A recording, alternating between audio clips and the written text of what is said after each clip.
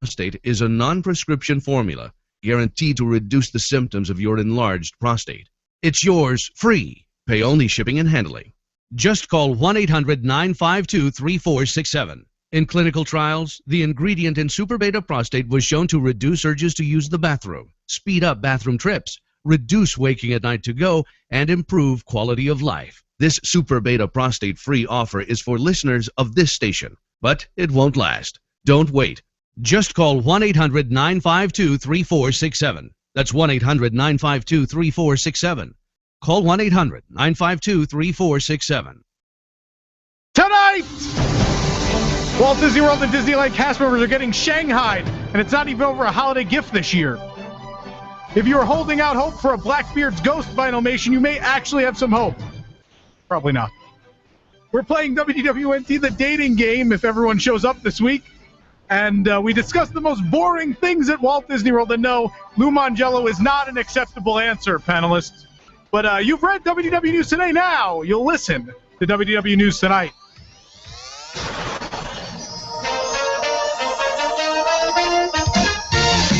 Live from Orlando, Florida, this is WDW News Tonight.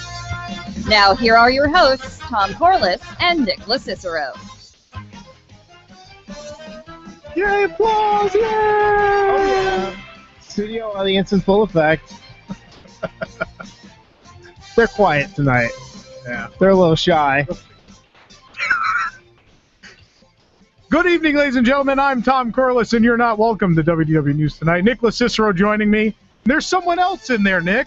There is for the first time so far. We're joined by our live announcer, Michelle. Hello. How you doing? Who you've heard on all the episodes of the radio show. Yes. But first time in the studio with us. Thank you for joining us. We appreciate it. I am very happy to be here. You've heard her voice many times. She does like everything for us, so whenever we need something voiced. It's usually Michelle. me. It just usually surprises me when Nick's in the room with a girl. Oh! Ouch. Anyway. Always got to pick on Nick. But Nick's going to pick on himself a little bit later. I'm looking forward to the Target story. Yeah. I got to hear the Target story. There is a Target story. There's such a thing. Okay. I can't wait. I'm excited. These are always, I hope it's as good as when you went to the Disney store and did that thing with all the little kids. It parallels that. It's pretty good. Good. All right, Nick, what do you say? Let's talk about some news. We got a couple stories to talk about. Pirates of the Caribbean Tsum Tsum are coming to the Disney parks February 26th. It's exciting. Nick, I know you don't buy Tsum Tsums. You going to buy these? I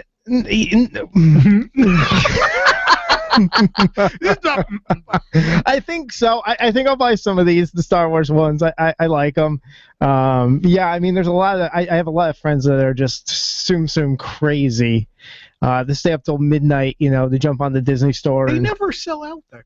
You know what? There are certain ones that sell. There's like lines at the Disney store on Tsum Tsum Tuesdays. You just buy them online. Yeah. Like I understand, like when they did Expo, everybody went crazy for the Fantasia set, like those. But I guess some characters sell out. They honestly do. All right. I'm into the scene. Take your word for it. I'm into the scene.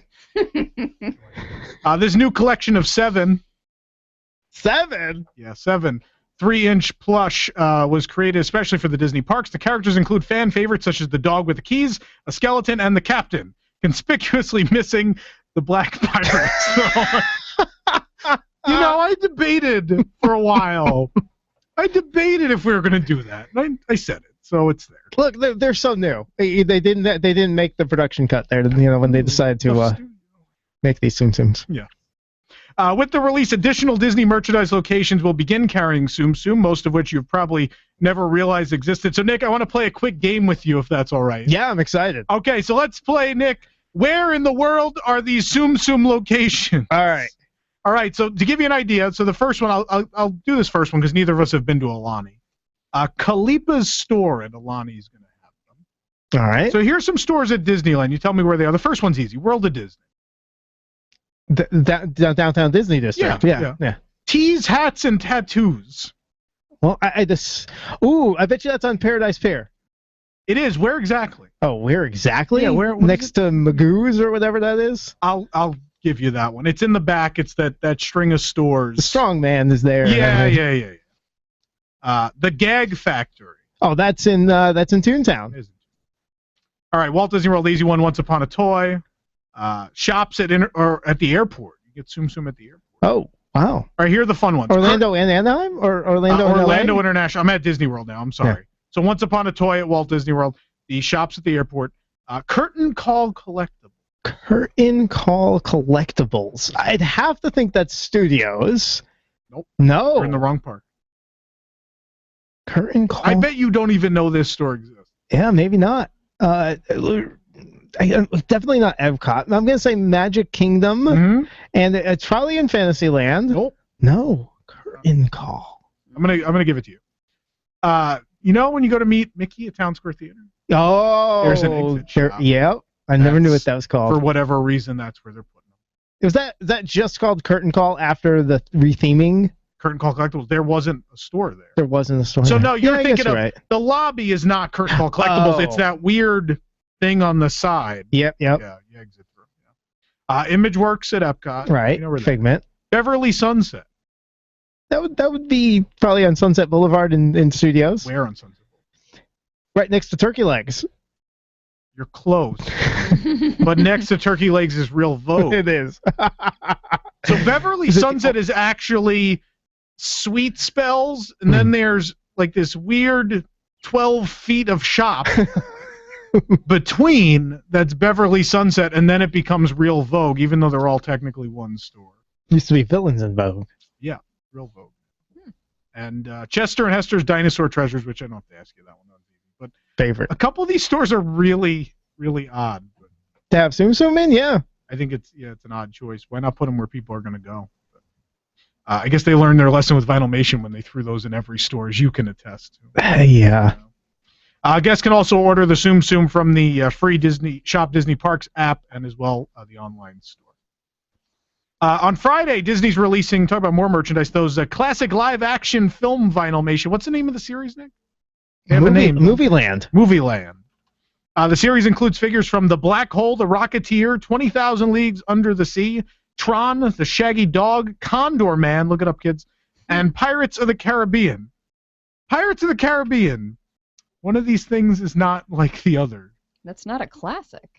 Well, is it? It's not as old as the other ones for sure. But yeah.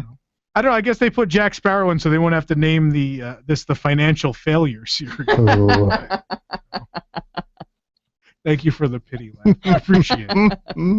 Since I don't have a real audience. But Nick, speaking of financial failures. Oh, we have a SeaWorld story this week? No, we don't. Yikes. Let's talk about Shanghai. Talk about Shanghai Disneyland. Of course, it's a big story this week. If you've been living under a rock, you haven't heard. Shanghai Disneyland behind schedule and over budget. So Disney parks will be looking to shave some money off their operational budget, cutting labor hours at both Walt Disney World and Disneyland resorts. Nick, we're always behind schedule here, but you don't see me giving Justin Heyman the boot, Jason's laughing somewhere at that. He is the mayor.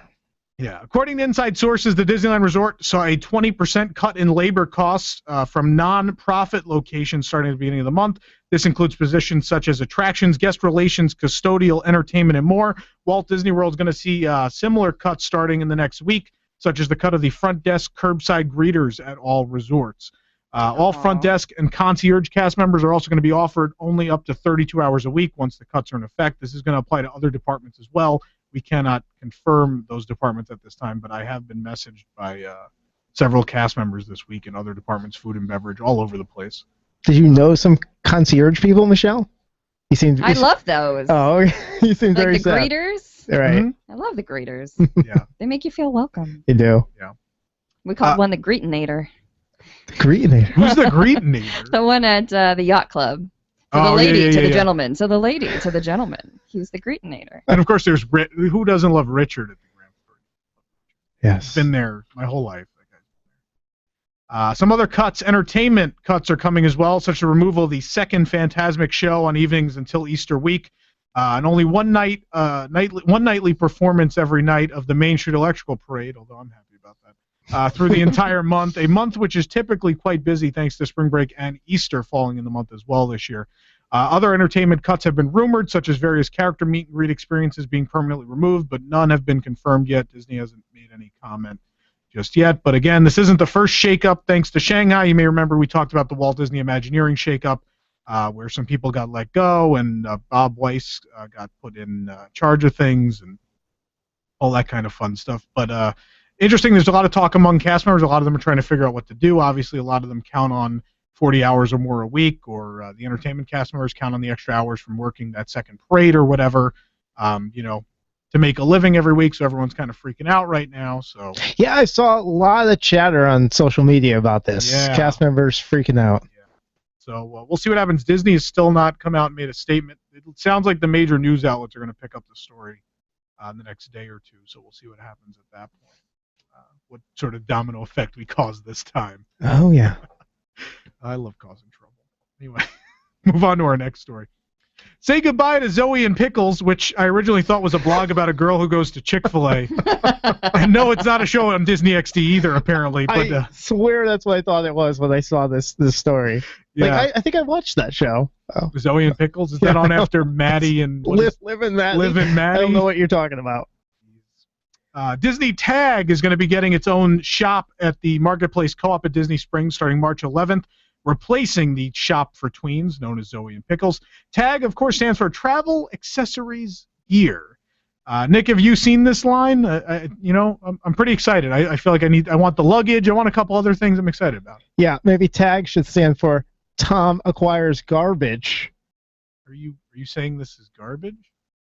There's just not a lot of words that start with G. That joke, Nick, that joke was Tag. And by Tag, I mean terrible, awful, ghastly. Stop.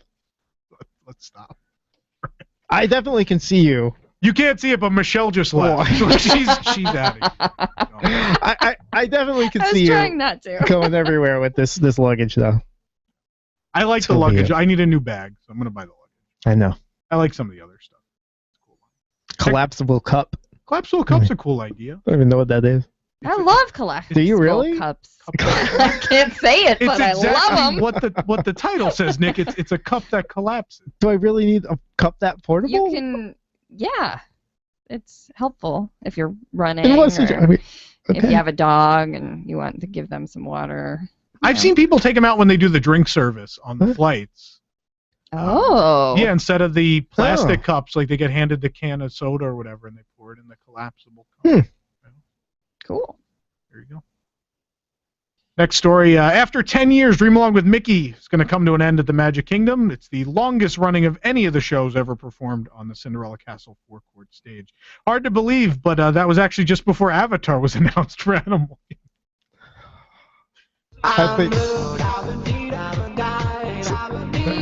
Avatar. I'm the only one I dancing? have another one. I'm So dancing. wait. I thought that was our Avatar construction joke of the Two. week. There's two in here. There's more? Stay tuned, kids. Oh, gosh. More to come. Anyway, so what's replacing Dream Along with Mickey? It's Mickey's Royal Friendship Fair, which somehow isn't the name of a shoddily put-together DVD of Mickey Mouse Clubhouse reruns.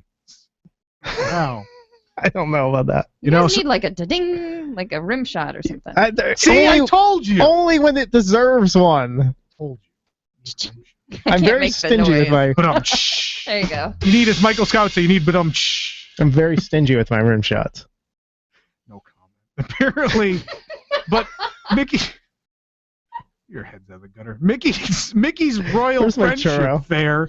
Apparently, we can now add fair to the mix of words Disney pulls out of a hat to name things, joining joining such classics as Magic, Celebrate, and Dream. Now in every title at Disney parks. Hey, that was our name when we did the run. We were the Wedway Dream. Wedway Dreammakers. Animal Kingdom experience thing. Dream. Yeah. Sorry. No, it's fine. Didn't mean to throw the show. No, we're doing a good enough job of that ourselves. Thank you. Against the majestic backdrop of Cinderella Castle, Mickey Mouse and his friends will welcome favorite characters from some of Disney's newest classics, including The Princess and the Frog, Tangled, and Frozen. In Mickey's Royal Friendship Fair, Mickey and his troupe of merrymakers have been preparing to host a joyous... I like that people can see my reaction when I read news now. You don't get that on the podcast. have been preparing to host a joyous festival and have ventured far and wide to invite friends from other lands to join their celebration. From the land of the bewitching bayous, Goofy has invited Tiana, Naveen, and Louis to add a little spice to New Orleans jazz to the party. From the land of the enchanted woods, Donald brings some new friends he met at the Snuggly Duckling, and Daisy introduces us to her guests Rapunzel and Flynn. And finally, Mickey shares a surprise with Minnie as he traveled to the land of the Mystic Mountains to invite Olaf, Anna, and Elsa, who contribute a blast of icy magic. And it all culminates in a grand dance, and the Merrymakers invite the special guests to join the fun on this special day in the Magic Kingdom. Yeah, brand new castle stage show. Look for Mickey's Royal Friendship Fair to make its debut in summer 2016, which is still before Avatar. Avatar construction joke of the week.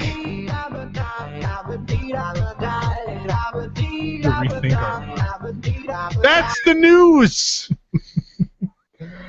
All right, we will be back after. Whoa! Could we do one thing before we go to commercial? Yeah, I think we could squeeze it in before the game. What's up? I'm really busy during the week, Nick. So I kind of, I like to write out thank you notes for people every week. I'm a nice guy. Yeah. Yeah. So can I take a moment to write out a couple of thank you notes? Yeah, go for it. Okay. All right.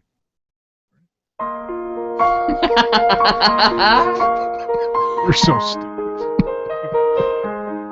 Thank you, Shanghai Disneyland, for ensuring I only have to hear Baroque Hoedown once a night at the Magic Kingdom. Also for taking those entertainment cast members down a peg. I didn't even start writing yet. Hurry up and write. That one was that bad? You wanted to move on? Yes, I did.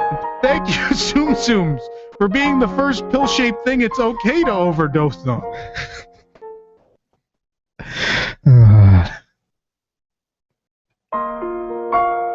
Thank you, Tag Travel Accessories, for making sure everyone in the airport knows we're Disney fans, because the jacket and baseball cap didn't give it away. And maybe the BO.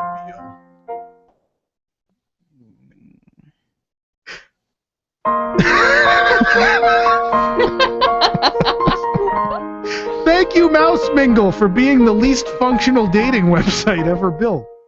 Not only was it already hard for Disney fans to find love, it's even harder with your mangled search function. And Tom really tried this past weekend. He did. Bad. We all have. So bad. I haven't. No? No. Don't. Sad thing. All right. I will take your word for it. Get a good look at it, Tina. All right. Thank you, WDW Today, for firing all the people who made your show famous, leading to higher WDWNT podcast downloads over the last month. Thank you. It's a real thing. Anyway, yeah, we're going to be mean a little bit. Moving on. More notes. That's why we're writing thank you. I have more notes. That's why. That's karma. I have to, apologize for things. Apology notes are next.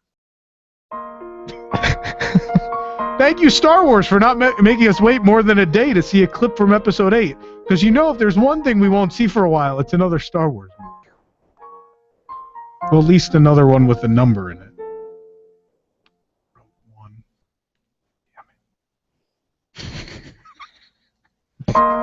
Thank you.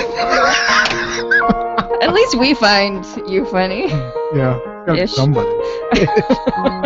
Thank you, I'm going to keep writing. Thank you, Disney, for putting Laura Dern in one of the most anticipated sequels of all time. Hopefully this turns out better than the last sequel she was in. Jurassic Park 3. Next. All right, I'm going to write the next one. Thank you, Bill McKim, for always putting up 2, 5, and 7. And for dealing with Sherry's terrible attitude. Poor Sherry. She's so mean. Doesn't believe in Bill. All right, I got one more. One more? We have time. We'll get out of here. Thank you again, Shanghai Disneyland, for canceling the second Phantasmic show on most nights.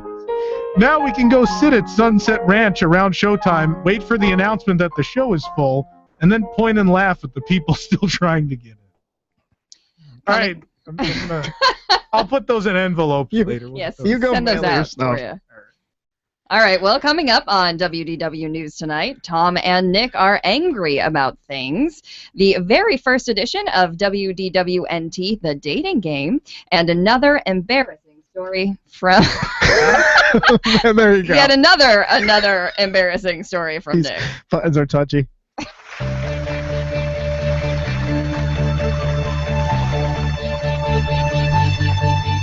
Are you planning a Walt Disney World vacation? Are you buried under tons of advice from everyone around you? Fear not, we have the solution for you, the Unverified Guide to Walt Disney World. Here at the Unverified Guide, we take a scientific approach to your vacation. Our expansive team has interviewed every one of your coworkers about their trips and compiled them here to give you the best tips for experiencing the 4 theme parks. The one with the golf ball, the zoo, the one with Star Wars, and of course the one that started it all, Disney World. Our guide is filled with useful tips such as Pirates of the Caribbean and It's a Small World are basically the same ride, so you don't need to do both. It's not that busy at Christmas. The only reason to go to Epcot is to drink. Wait to go until they're not doing construction anymore. There are plenty of restaurants. You don't need reservations, but if you do, that'll be $1,200. And of course, the Harry Potter stuff is at the Studios Park, not the Magic Kingdom. Follow our step-by-step touring plans from get in line for the park turnstiles an hour before anyone working there wakes up to set a reminder to check your current credit limit before going to bed. Don't believe me? Just listen to these testimonials. Without the Unverified Guide, I would have never spent the hour wandering around looking for Toontown Fair. The circus there was really cool, though. Without the Unverified Guide, I would have never had the greatest Italian meal of my life at Mama Melrose. I'm actually still chewing on my spaghetti. I never did find the Matterhorn, but thanks to the Unverified Guide, I knew how much fun it is. Get your copy of the Unverified Guide to Walt Disney World wherever books on clearance are sold. So, basically, Books A Million.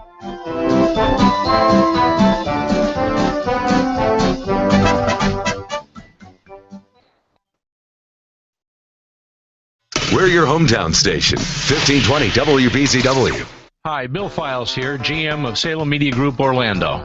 You've heard me talk about half-price tuition, a great new program we have where folks just like you can purchase tuition to the finest Christian schools in Central Florida at half price. No catch, no kidding. I want to share with you some comments from a listener who recently purchased tuition for her daughter. This listener called me, and once she found out that the program was for real, she and her husband decided to buy it. She said, "Before we hang up, I wanted to thank you and to share with you that my husband and I have been praying for a way to send our girl to Christian school. Your half-price tuition program has made that possible. Thank you." This is what it's all about. If you or someone you know could benefit from our half-price tuition program, I hope you'll give me a call, 407-618-1760, or visit our website, AmazingRadioDeals.com. Half-price tuition, another positive idea from Salem Media Group Orlando. Schools like the Geneva School and Altamont Christian School are available right now. Go online to AmazingRadioDeals.com. Do you have enough drinking water at home or work? For whatever life throws at you. This is Florida, and you can never have enough good, wholesome drinking water on hand for meetings, family gatherings, even Mother Nature's wrath.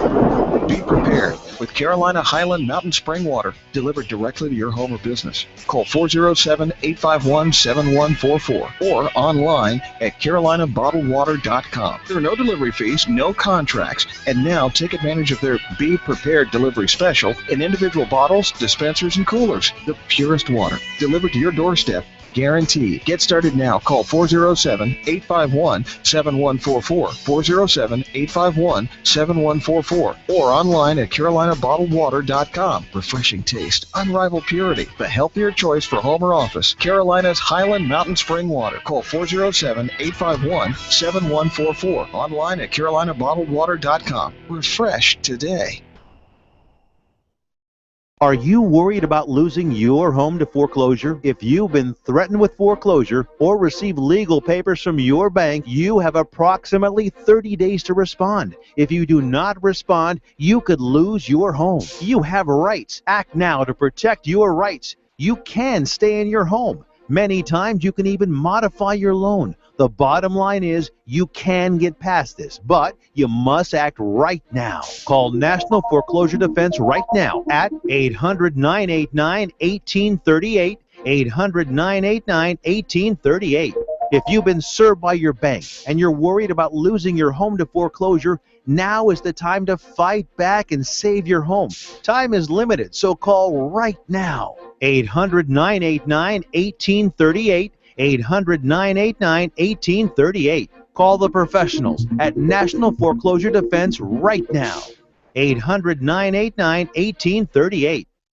Are you worried about losing your home to foreclosure? If you've been threatened with foreclosure or received legal papers from your bank, you have approximately 30 days to respond. If you do not respond, you could lose your home. You have rights. Act now to protect your rights. You can stay in your home. Many times you can even modify your loan. The bottom line is you can get past this, but you must act right now. Call National Foreclosure Defense right now at 800-989-1838, 800-989-1838.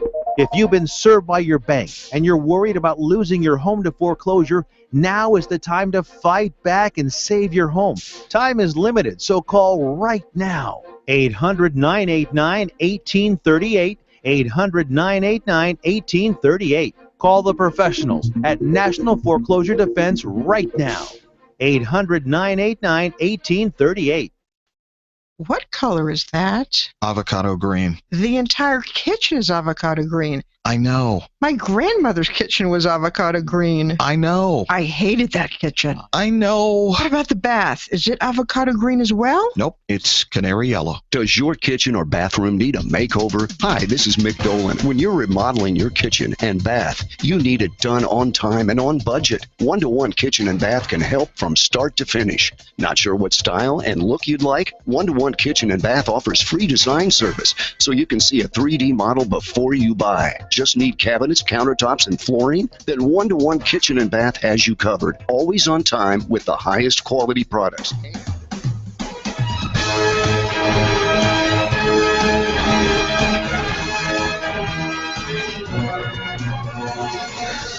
All right, back with WDW News Tonight.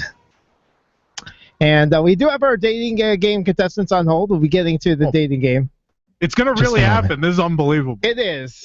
We've done some psychotic things in our time. I didn't necessarily believe it until I got everybody on hold and talked to everybody here today. But we have all our contestants there. We'll be starting that in just a moment. But first, Tom, I think we have some things to get off our chest. I have access to the entire curse word library. This new console is done. It's a damn poor bind indeed. Can't think of at least 2 ways to spell a word. No privacy. It's all around this place. I don't like Sam. I don't like Jane. It was bad. It was awful. I was terrible. Get him away. Hey, boo. Tom, I'm mad at the ganachery. Why? Because they're so small. I love their chocolate. The bars, or are you buying those little chocolate balls? I just bought their bigger ones. Bigger bars? Are they salty? I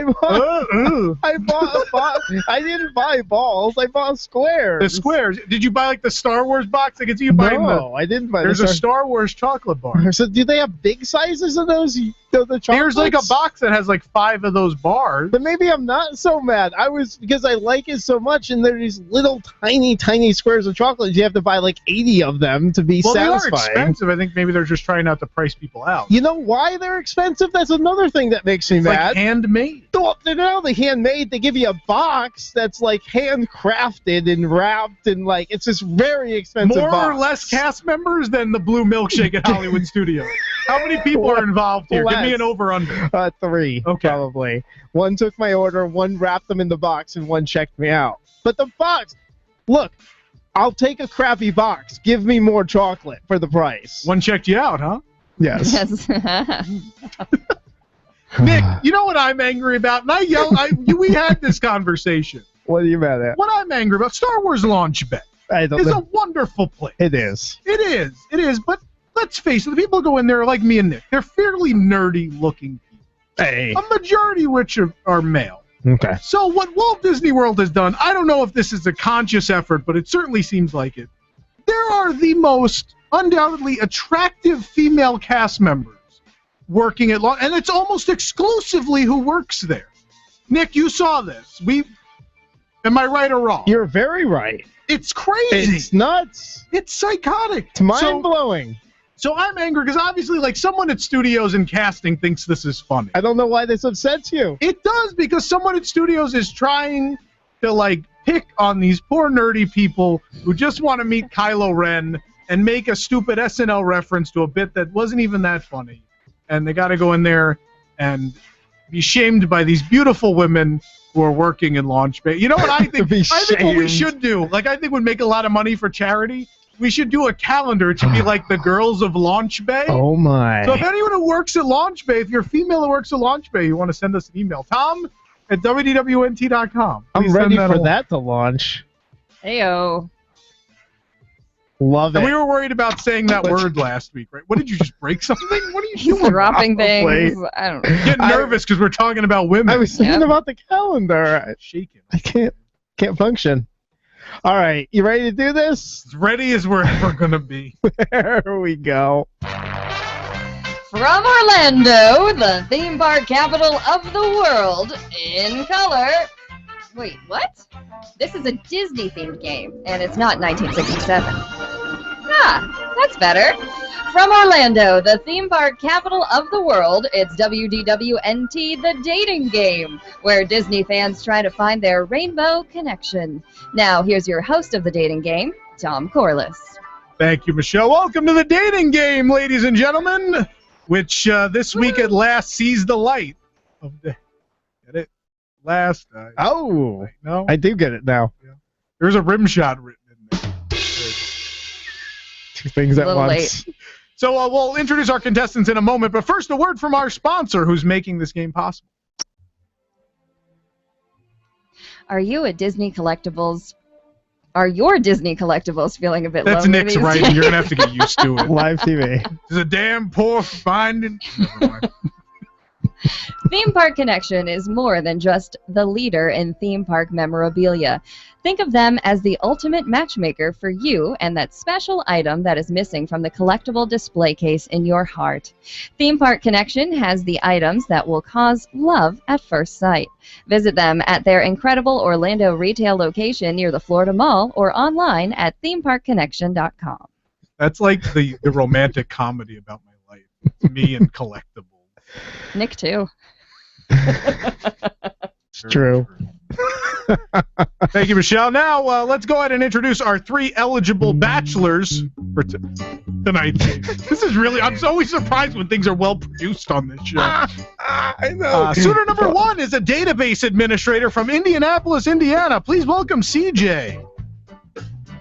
Suitor number two is in the theme park operations business from Bethlehem, Pennsylvania originally. Please welcome Alex.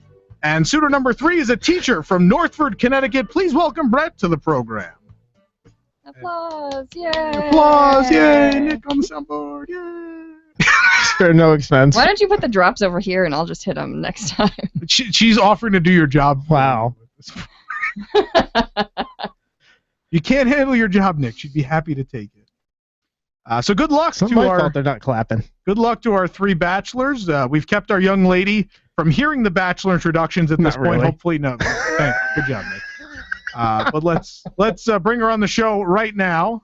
She's a big Disney fan, loves going to the parks as often as she can. She's an account reconciliation analyst from Tampa, Florida. Please welcome Nancy.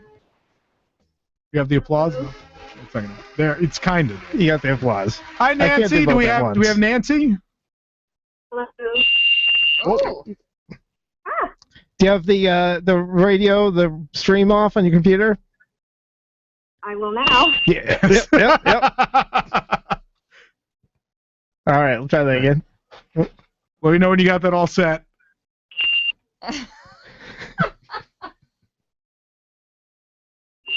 Nope. This is live.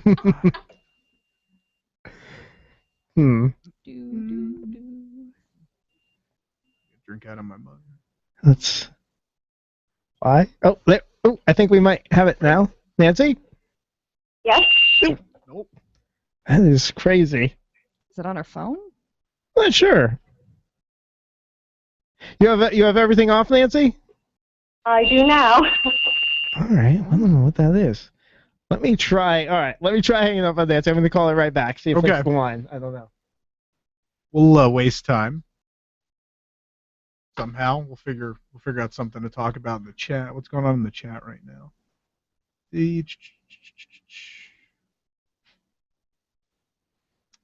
Someone actually commented about my Star Wars launch bay comment. It seemed like an abundance of female CPers at launch bay. There were males too, though. The little 5-minute movie hosts were male. Eye candy for everyone. Jeez, what did I start? I am a bad influence on people. What is Tom complaining about? I complained about women that work at launch bay. All right. We should have Nancy now. All right, Nancy, are you there? Whoa. Oh, my. What is going on? This show is not meant to happen. It really isn't. What's up with that? That's...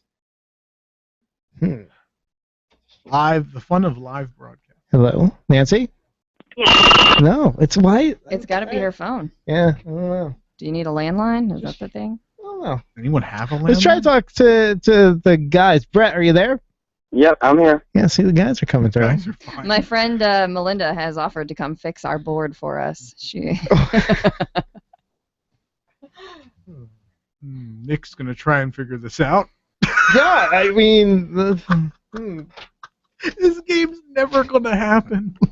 Never going to happen. Well, I could play the Bachelorette. Oh. I mean, stranger things have happened. And we thought, just because we got through the first 40 minutes without technical difficulties, that this was going to work tonight. Smooth sailing, Tom. Yeah. I'm in the studio. That means we will have technical difficulties. Oh, this happens. I've been doing this for 9 years now. And you I don't always think we've have ever something? had a live broadcast that something hasn't gone. That's because Nick's been your producer. Well, that's only the last 2 years. We were doing pretty bad before him, in fairness. Oh, all right. But I like that word. He's usually pretty on it. No, Nick's good. Yeah. He's solid. Just a little overwhelmed. He's got it. He'll figure it out. I have I faith see in things. him. Oh, hi, Nancy. You on? Yes. Yay! Yay! All right. All right, Nancy. Well, thank you for being on the show. Let's get to know you a little bit now that we actually have your sound functioning. When you get the chance to go to Walt Disney World, what are some of your favorite things to do? I like to ride the Tower of Terror. Okay. And I love watching Phantasmic. Okay. And I like to go to all the parks. I recently went to Animal Kingdom for the first time. Recently, about 2 weeks ago, maybe. Mm-hmm. Oh my Ned's back again. All right, I found out what it was. Nick figured it out. Can't have 4 people at the same time, so we'll finagle that. All right. Okay.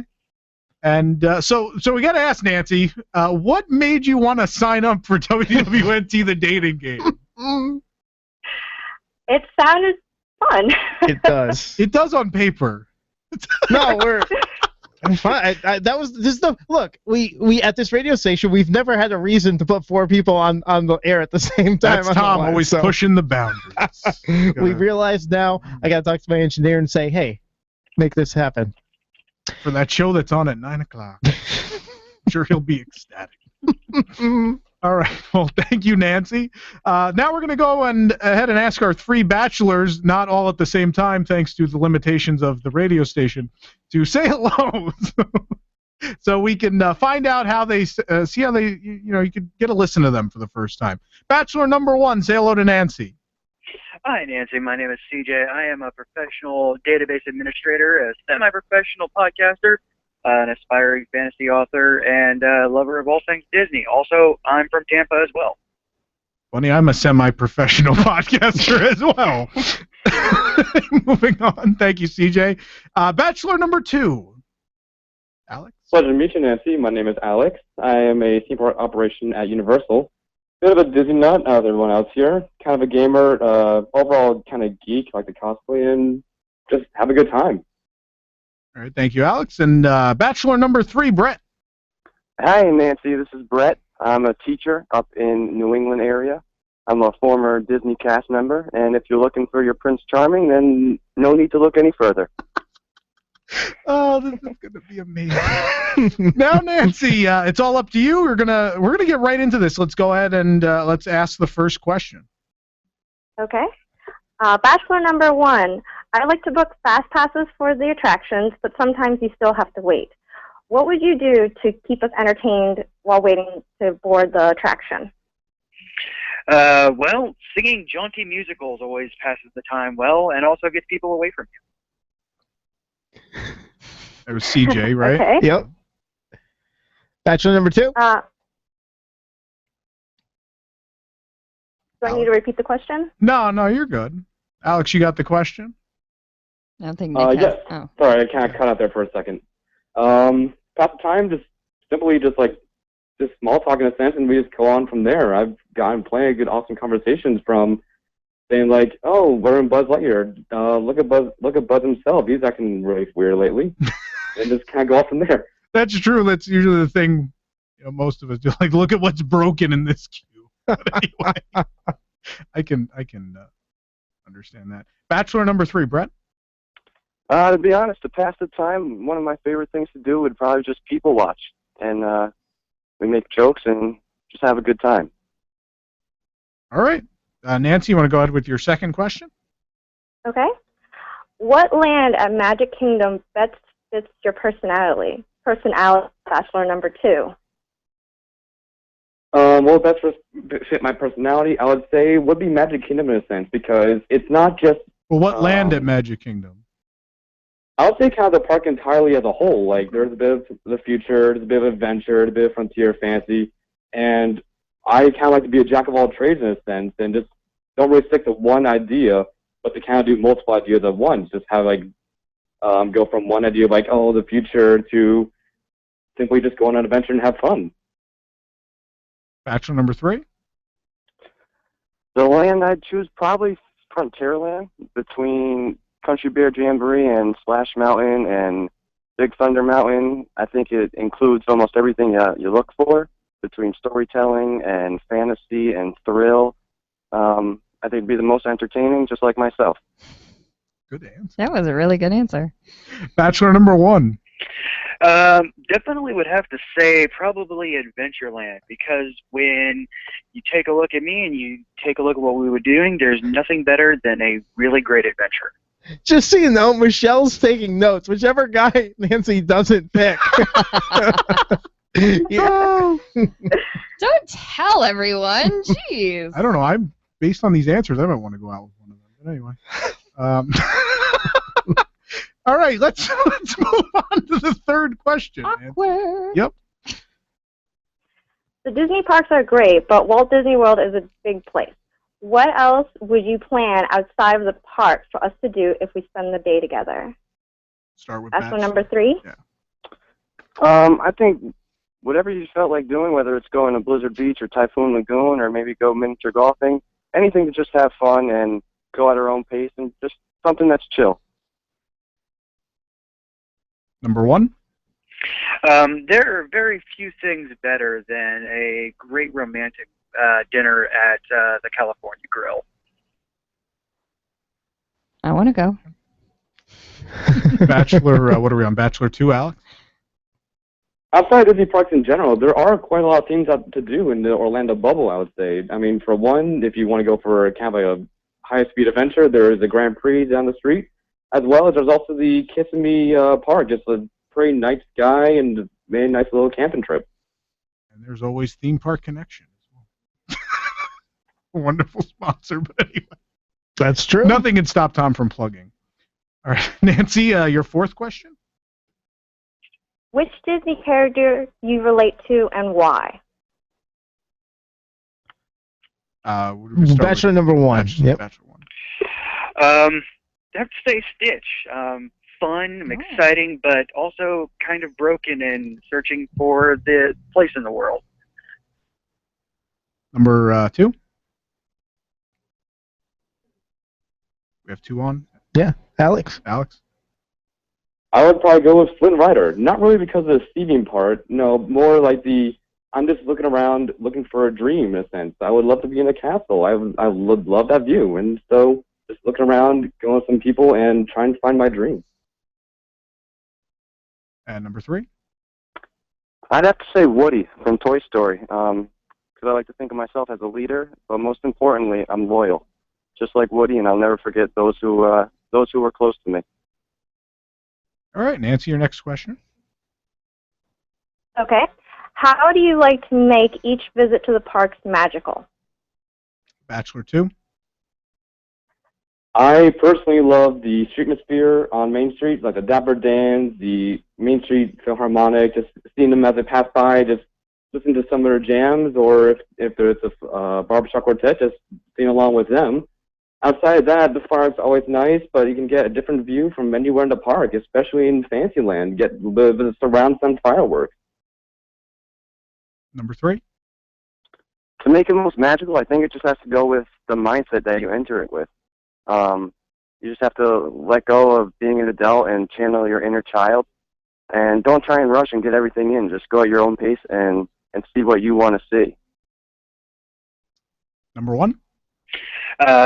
Simple enough, just take your time. Every time you go to the parks, there's always going to be something new to see, and there's nothing better than trying to experience those with that special someone. All right. All right, Nancy, this is going to be your last question. Okay. What Disney song would you choose to do a karaoke duet with? With you, right? That's the question. This is for Yeah, me. with me. Her question. What would the song be? Yeah, if you were going to do a duet with Nancy. I just wanted to clarify for her. I'd go classic and just go A Whole New World, because think I could definitely show you a whole new world. Oh. Michelle liked that one. Anyway, who was that number 3? Yeah, we're on number 1. Number 1. Can you feel the love tonight? Okay. Any reason? Oh wait. Any reason? Not one in particular, other than I can't think of a better song to sing with that special lady. Okay. And we're on number 2. I'll probably go Jolly Holiday, because being with you would certainly be a jolly holiday. It would be beautiful, bright sky. You would never let the rain get in front of you. It'd always be a bright sunny day. All right. Well, Nancy, now you have all your answers, so I'm going to give you a couple moments to think about your options between Bachelor number 1, Bachelor number 2, and Bachelor number 3. While you're thinking that over, we're going to take a word from our sponsor, Michelle. Is the Disney dating scene getting you down? Well, stop filling your loneliness with Dole Whips and turkey legs. Why not start a love affair that will last a little longer? Theme Park Connection has the Disney memorabilia that you have been searching your whole life for. You can meet the item of your dreams in person at their incredible Orlando retail location near the Florida Mall. Or if you are a little shy, you can find your match online at themeparkconnection.com. These ads are definitely the story of my life.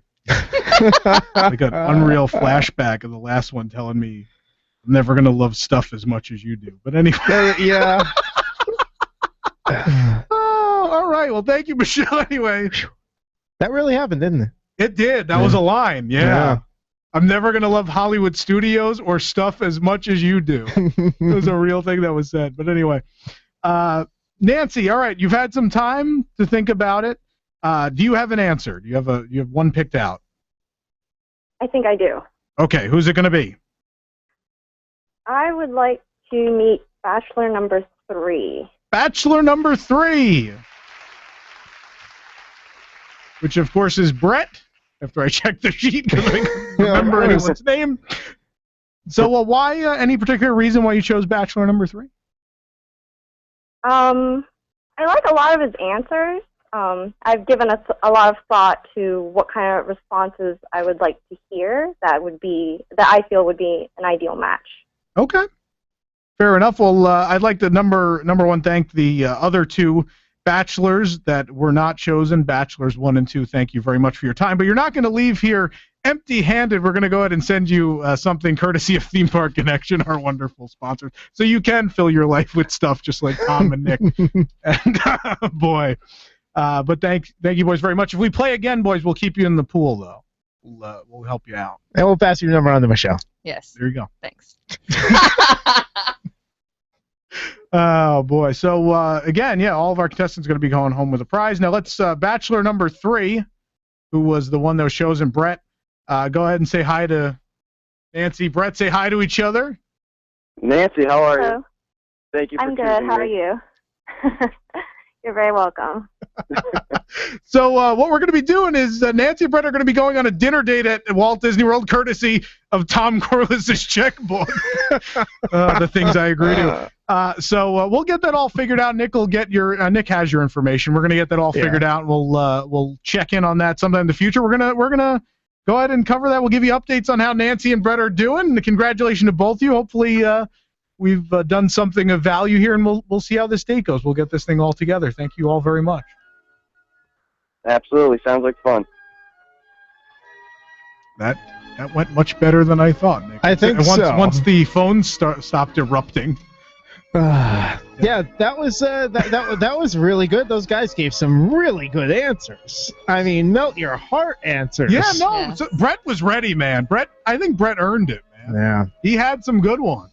All right, we're gonna take a quick break. We'll be back to wrap up the first hour in just a moment.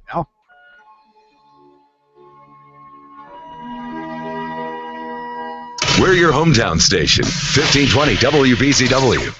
What color is that? Avocado green. The entire kitchen is avocado green. I know. My grandmother's kitchen was avocado green. I know. I hated that kitchen. I know. What about the bath? Is it avocado green as well? Nope, it's canary yellow. Does your kitchen or bathroom need a makeover? Hi, this is Mick Dolan. When you're remodeling your kitchen and bath, you need it done on time and on budget. One-to-One Kitchen and Bath can help from start to finish. Not sure what style and look you'd like? One-to-One Kitchen and Bath offers free design service, so you can see a 3D model before you buy. Just need cabinets, countertops, and flooring? Then One-to-One Kitchen and Bath has you covered. Always on time with the highest quality products and their low price guarantee. One-to-One Kitchen and Bath, 1781 Fairbanks Avenue, Winter Park. Online at the number 121cabinets.com or call 407-622-2062. One-to-One Kitchen and Bath, 121cabinets.com.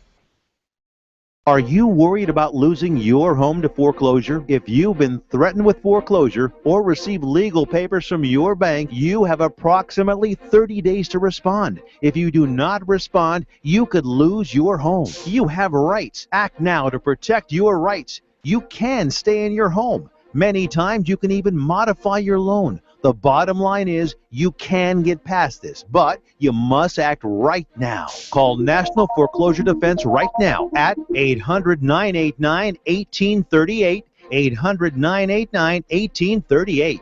If you've been served by your bank and you're worried about losing your home to foreclosure, now is the time to fight back and save your home. Time is limited, so call right now. 800-989-1838, 800-989-1838. Call the professionals at National Foreclosure Defense right now. 800-989-1838.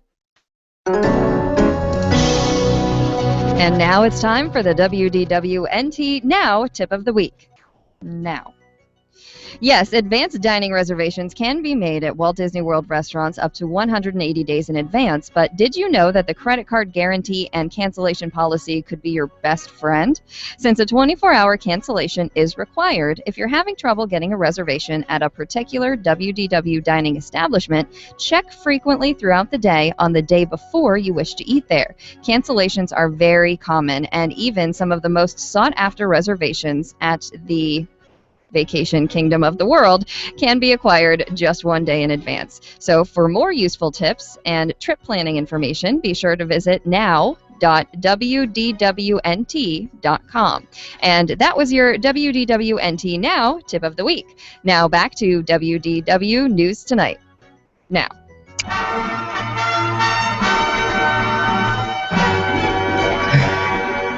That didn't seem as ridiculous on paper, but once you... I knew when I read it out amazing. loud, I was like, this is going to be... Oh, boy, that was good. That was amazing. We're going to be recording a little bit. We're going to be talking to Brent and Nancy a little bit later on, kind of an after show. We'll record that. Will we put that on the video feed? Will we stay on the video feed at least? Sure. Yeah, sure. we'll stay on the Why video. not? So those of you watching in video, not listening on the radio, stay tuned after 11. We'll stick through and see how that goes. It was fun doing the little after party last week. So I don't know. Maybe that's a special thing we'll do when Tom and I feel up to it. Yeah. When Nick isn't photographing farm animals, whatever he's doing next week. More on that later. That will be a fun time.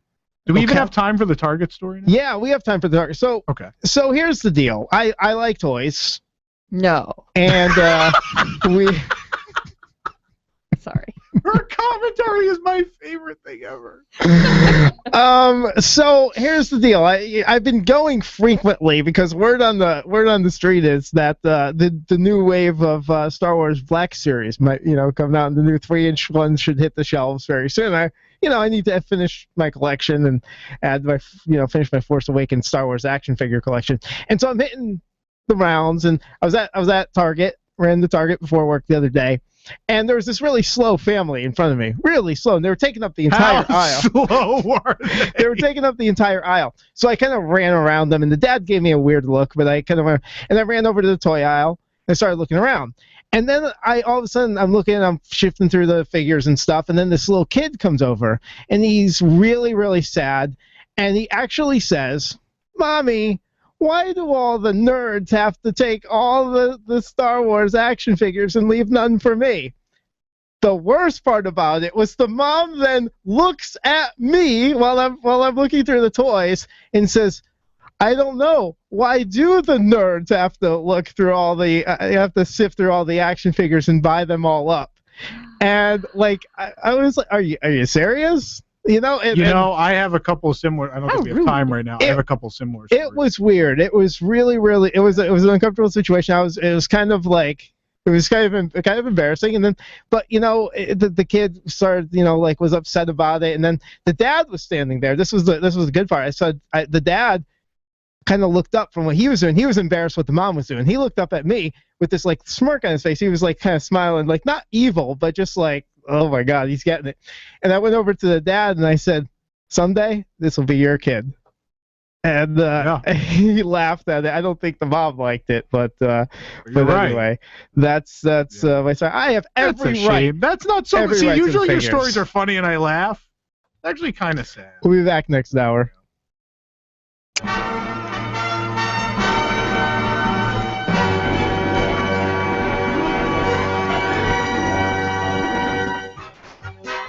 Celebrating 50 years as Apopka's hometown station. 1520 WBZW. Apopka, Orlando. Community events. Its support for the Justice Department's request to hack into the iPhone of one of the San Bernardino terrorists. Presidential spokesman Josh Earnest says the government's request of Apple to help authorities unblock the phone used by Syed Farouk should not be viewed as an unreasonable request. They are not asking Apple to redesign its product or to create a new backdoor to one of their products. Ernest says federal officials want information from this one device. Meanwhile, GOP presidential candidate John Kasich agrees that the government should have access to the shooter's phone.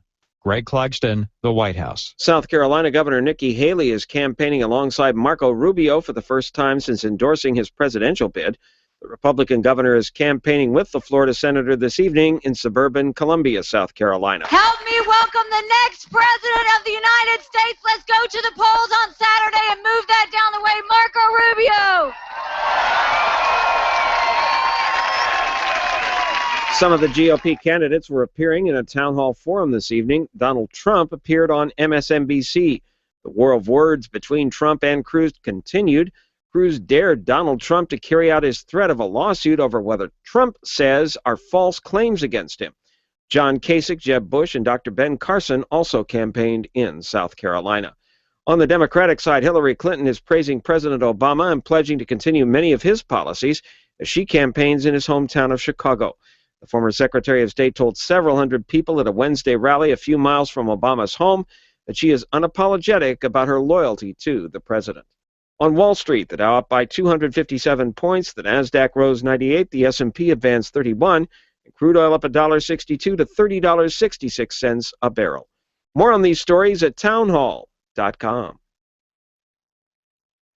Have you ever thought you'd like to buy and sell houses but didn't know how or where to begin? Do you fear your job is in jeopardy, or is your business income reduction keeping you awake at night? We're in the best time in 25 years to make a fortune in real estate without using your money or credit. My name is Ron LeGrand, and I've taught 500,000 people to do just that, and personally bought hundreds of houses myself. If you'll call 800-859-5125, I'll send the first 500 callers my hot new CD, Foreclosure Fortunes, and my best-selling book to help you get started absolutely free. I'll show you how to build a six-figure income part-time with no previous experience and no license, even if you're a busy professional. Call 800-859-5125, 24 hours, and get my new book and CD free. That's 800-859-5125. Take your life back and make this your best year ever. That's 800-859-5125. Call 800-859-5125 now.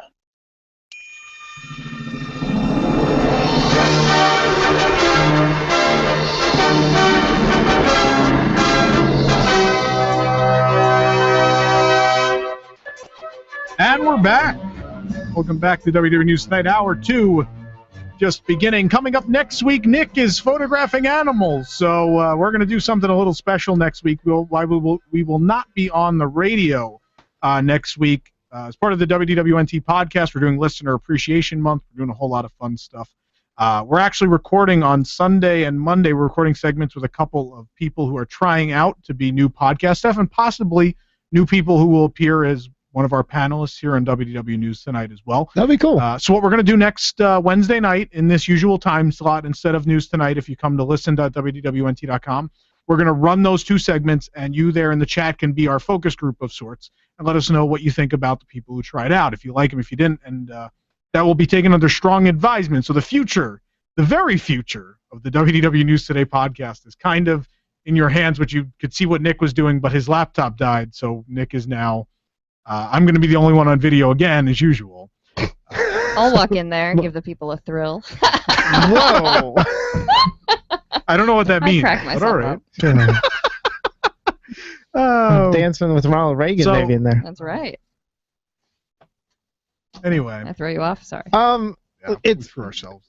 Yes. Do you want me to tweet live photos of cattle and Can you explain? pigs and Please goats? tell people what you're doing next. It is the Southeastern Youth Fair that is in Ocala, Florida.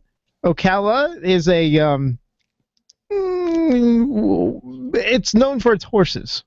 It's known for its livestock, things like that. As opposed to a Apopka, which of course is the indoor plant capital of the world. Yes. Yes. And potatoes. Wait, what? And potato. Well, Apopka it's means the indoor potato capital? Well, no, Apopka means potatoes. Oh, that's right. It's an Indian word. The Indians grew lots of potatoes here. All right. Which is weird that nobody else does. So I'm one of the official photographers of the Southeastern Youth Fair, and I will be taking pictures of kids with their livestock, with their cattle, their goats, their pigs, if you will, and this is the moment just before that livestock goes to slaughter. I was just gonna say, and then they get auctioned off, and so bacon. Yeah, so the kids parade these animals around, are very attached to them, want pictures of them. You know, I've had some moments since I moved here where it's like, well, this is certainly different. But if there's anything, I've never had a rougher transition from New York to Florida than hearing that one of my friends is going to photo livestock with children before it is murdered. It's the most southern thing I've heard in my 3 years in Florida. I assimilated into the culture. You sure did. You're going to come back in jean overalls? Is that going to happen? Yeah. All right. So in a few minutes, we'll bring on our panelists for our discussion. What are we discussing this week? In honor of it's President's Day week. So often the attractions that feature presidents, the American Adventure, the Hall Presidents, are often considered perhaps the most quote-unquote boring attractions at Walt Disney World. So what We'll talk about it. So what I want to do this week is talk about what are actually the most boring things to do at Walt Disney World. What are the things at Walt Disney World that aren't necessarily terrible, but what are things that just bore you, that people say you want to go do this, and you're kind of like, I don't know. I was wondering the connection there. I didn't make that. Yeah, we talked about it last week. I don't expect you to remember. No, I don't know. All right, so we'll do that in a few minutes. Yeah. WDW News Tonight is brought to you by Magical Travel. Magical Travel is an authorized Disney vacation planner and is always ready to assist you in making your next trip to the Walt Disney World Resort, Disneyland Resort, or aboard the Disney Cruise Line even more magical. Right now, you can save up to 25% on rooms at select Walt Disney World Resort hotels for stay most nights April 14th through June 11th of 2016 when you book by March 31st of 2016. You can also ask about other great rates for stays most nights February 22nd through April 13th. For more information on this special offer and many more, visit magicaltravel.com and book your next Disney trip today. Dating as a single Disney fan can be tough. No one wants you to be our guest alone, and who wants to always ride single rider? That's why we here at WDWNT made a brand new dating app just for Disney fans. It's called Fast X Plus. We've had top scientists work on our algorithm. Their recipe for a perfect match is simple. If it moves and it's near you in a Disney theme park, it will show up on your feed. Rest assured that Fast X Plus is working hard to pair you with your mutual attractions. Get it? Attractions. All you need to do is swipe left and right. It's so easy, even Tom Corless is a frequent user. Frozen shirt. Left. She's wearing a Harry Potter robe. Ooh, Horizon's hat. All right, that's a right. Favorite attraction is flying carpets. Left. She likes Everest in its current state. Ugh, left. I didn't know you could do that with a churro. Right indeed. Once you've met your match, you simply rate the attraction in terms of A, B, C, D, or marriage material, E-ticket. Based on such factors as thrill, fun for the whole family, and of course, re-rideability. Ladies, don't settle for any LaFools while looking for your Gaston. Download Fast X Plus today. Seriously? Your profile picture has a shirt with a turkey leg stain on it? Left. Bald, bald, bald, fat, bald, fat, fat, and bald. Oh, he's at the Frozen sing-along right now.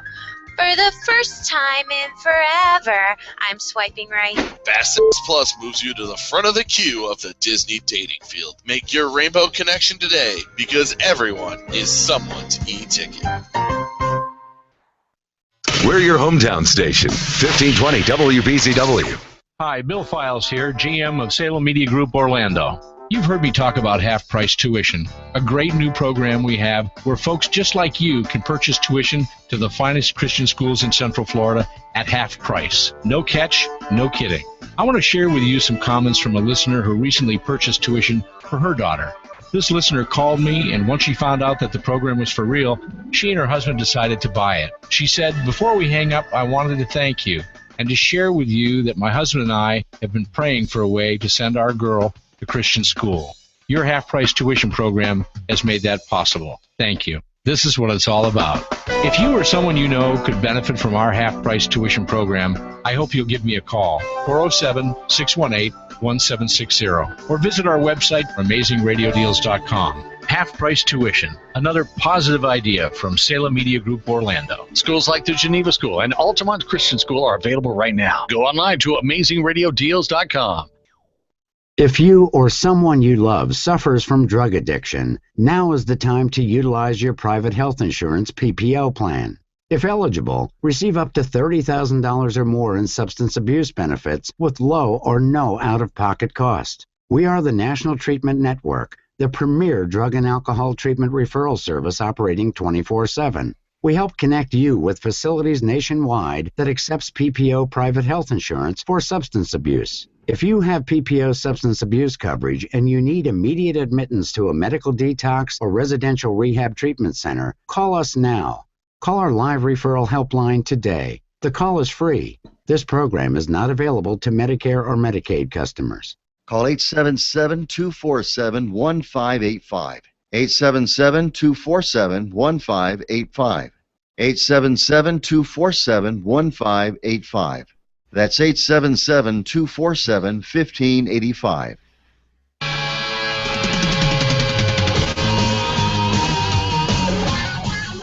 And we're back. Welcome back to WDW News Tonight. We're going to have the in-depth discussion in a second. I want to comment on a few things going on in the chat. A lot of people were commenting on our ad that played, followed by an ad for Christian school. It's WDW News Tonight. We do get a little bit on the edgy side. The juxtaposition there. Warning for everybody. So this isn't WDW Radio. We have a bit of fun. So I will keep that in mind for other people.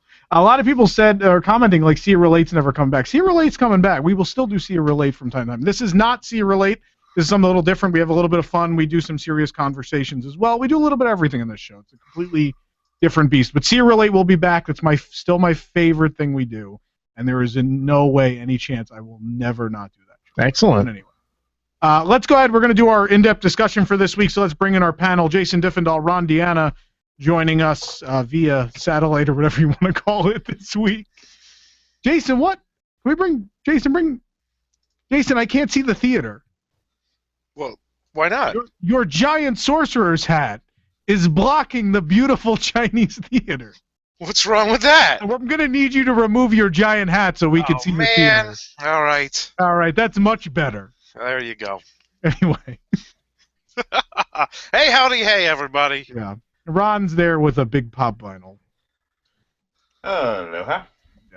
So for people only listen, if there are people just listening to the audio, you must watch the feed as well. Yeah, there are things sometimes that are going to be video related, like Jason wearing a big sorcerer's hat. Jason's backdrop right now is the Chinese theater. Jason went out and bought a green screen this week. See how that's working. We're trying some stuff out. It looks pretty good, the green screen. Working. I like it. Yeah, we'll see what happens. We got to get something back here other than President Reagan. Ronald Reagan. I love that. Next week, I'm going to put Ronald Reagan on my green screen. Yeah, there you go. Just repeating Ronald Reagan faces. There you go. You could have people tearing down the Berlin Wall in the back of you, and Tom will have Reagan in the back of him. Oh, that'll work. Or you should have Ronald Reagan yelling, "Tear down this hat." Love it. Give me the hook. Anyway, our discussion this week is an interesting one, a little fun one. I know we've been a little more serious the last couple of weeks, but I want to talk about things you find boring at Walt Disney World. Let's talk about attractions. I want to open it, Michelle and Nick. You guys were kind of complaining about me saying the Hall of Presidents or the American Adventure were boring. I want to hear about that. I don't think the American Adventure is boring. I think Hall of Presidents has its boring moments. That's where you go if you need a nap and it's really hot. Yeah, no, I really enjoy both of those actually. But I'm a history nerd. I don't hate them. And again, this is not a segment about things we dislike necessarily, but things that you might consider boring at times. I could see how it can be considered boring. Those aren't attractions you can do every week. Like that's not a thing as a local that I can go see every week. I will say, if I had to pick an attraction that I've fallen asleep at the most, it would be Carousel of Progress. Oh, I love Carousel of Well, Progress. so do I. Yeah, but you've fallen asleep at that the most probably because you've gone on that more You're not missing than Hall of anything, Presidents. Mm-hmm. Also, typically, you probably go in there after we've been at a park for 12 hours. Well, and I think there's something to the moving theater too. I think how it lulls you to sleep. Yes. Like it's also never a full theater, so you kind of always have some space to yourself. Yeah. It is a good place to sleep. And we know they won't kick you out between shows if you're asleep. That's true. Remember when John fell asleep in there and he woke up back in the same scene? He's like, how did that happen? They just left him in there? They let him go around. That was nice. So he had audio. Luckily, he was mic'd, so he has audio of him sleeping through and the whole show restarting, and he just keeps going around. And there's audio of people coming up. Should we wake him up? Just let him be. I've fallen asleep in Carousel of Progress. I think it's been on the 24-hour days, but I have. Yeah, I used it to take a nap on the 24-hour days, so I was at least safe enough to drive to the airport. Yeah. So yeah, that's one. Hall of Presidents. Hall of Presidents isn't long enough for me to fall asleep in. American Adventure is absolutely American Adventure. I can Once I hear that ridiculous song about the Pilgrims, I can go to bed. Two brothers. Oh no, that's that in part, the middle. That part, yeah, that part's a Cannonball little rough. Don't Pay No Mind, and I'm not going to pay no mind either as I sleep through the rest of the But it's good when when it's the first time you've seen it. It's a really great good. show. It's a It's great fantastic attraction. Yes, show. it is. Yep. But if Everyone you've seen knows. it before, I can see where you just get kind of. Yeah, I think everyone knows the one I'm going to bring up. I'm going to bring up Illumination's Reflections of Earth. Oh. The opening and close are fantastic. That middle section with the globe is boring. Especially if you can't see the globe from where you are. People think the show's over. They start leaving. Yeah. The concept was great, but they really need some sort of narration to go over Yes. the music. Storytelling-wise, it's fantastic. Not even that, they probably just need more lights. They need more going on Yeah. during that storytelling portion, at least to tell people, hey, this is still happening. There's It's probably not people, a bad show. It's probably people thinking they're in customs at that, since it's the same music at that point. Oh, boy. So any other attractions people fall asleep in, think are boring, don't want to do all the time? Walt Disney World Railroad. Tiki Room. Michelle said Tiki Room, which Wow. has me angry. That's very angry. Nobody goes in it anymore. It was packed. I went into a full show last week. It was? Yeah. Oh, well, that's good. It's also only like 12 minutes long now. The funny thing is, the guy next to us in the queue caught Tom mouthing all the words to the pre-show. And it's like, you must know this attraction by heart. How many times have you been on this? Yeah, that was embarrassing. Yeah. 1,700. Couple hundred, maybe. I think the absolute worst it has to be Reflections of China. Yeah, I had that on the list too. Wow. So China's pretty boring. Any of those. Well, I'd say any of Canada's them. at least got some entertaining moments. Oh, Well, Canada's now it cool. does, yeah. Canada and Norway's not that. I went We with don't have to worry about France. Norway anymore. Yeah. I went with Impressions de France. Look, I'm doing the kid touching the boat. Oh, I like that part. I think France is a better movie than China, but you do tend to fall asleep more because at least you're sitting down. France is better, but also that music will put you to sleep. Now, the China music will put you to sleep too, actually. It's all very slow. And So don't you have to stand up in China? you do, but you can lean on the rail and fall asleep. I call it lean rail. You'll also be kept awake by the chatter of people going, "Is this show racist? I can't tell." Confucius made China film very racist. Yeah. How about the Walt Disney World Railroad? Yeah. Yeah. Which is funny because Disneyland, especially what all they're adding, but the Disneyland Railroad's so interesting. Yeah. There's so much cool stuff to look at. Yep. But There's nothing. Walt on Disney World this one. Railroad, there's swamp. Yeah, I mean, the most exciting part of the railroad is when you get to see backstage at Toontown or Mickey's really not even Birthday Land Storybook or Circus. Storybook Circus. What year? Or whatever You get to call see it now. the Water? from the train. Splash The what? Mountain? The Oh yeah, Thunder Mountain Railroad. Oh, the Big Thunder scene is the only good thing about our railroad. Like that, going through Tumbleweed is really neat. I like that part. I'd actually argue that because Tom had one Illuminations that he admits part of it isn't boring, right? Oh no, parts of it, it's a fantastic show. There's just that middle part that's kind of boring. Well, then I'm going with new Test Track. Until the Because end. it's all boring. we have turned on new Test Track. Everyone on this staff. That's pretty boring. It's bad. I agree. Miss Sherry. There's nothing going I'll on. tell you this: if you miss old Test Track, starting with episode 351 of the podcast, we're debuting finally a new open of the whole show. It's very Test Track. Ooh. It's neat. I'm very happy with it. Anyway. Any Oh. restaurants deemed boring? You know, Journey into Anything Imagination Italian. is kind of boring now. Journey into Imagination with Figment's boring. I don't know if that's boring or terrible.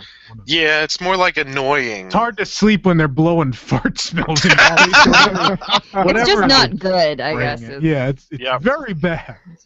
I think for adults, you're gonna have to say the Speedway is boring. Oh yeah. Actually, I would have thought that too. If you go on it with kids, then it's really funny. If you go on it by yourself, yes, it's boring.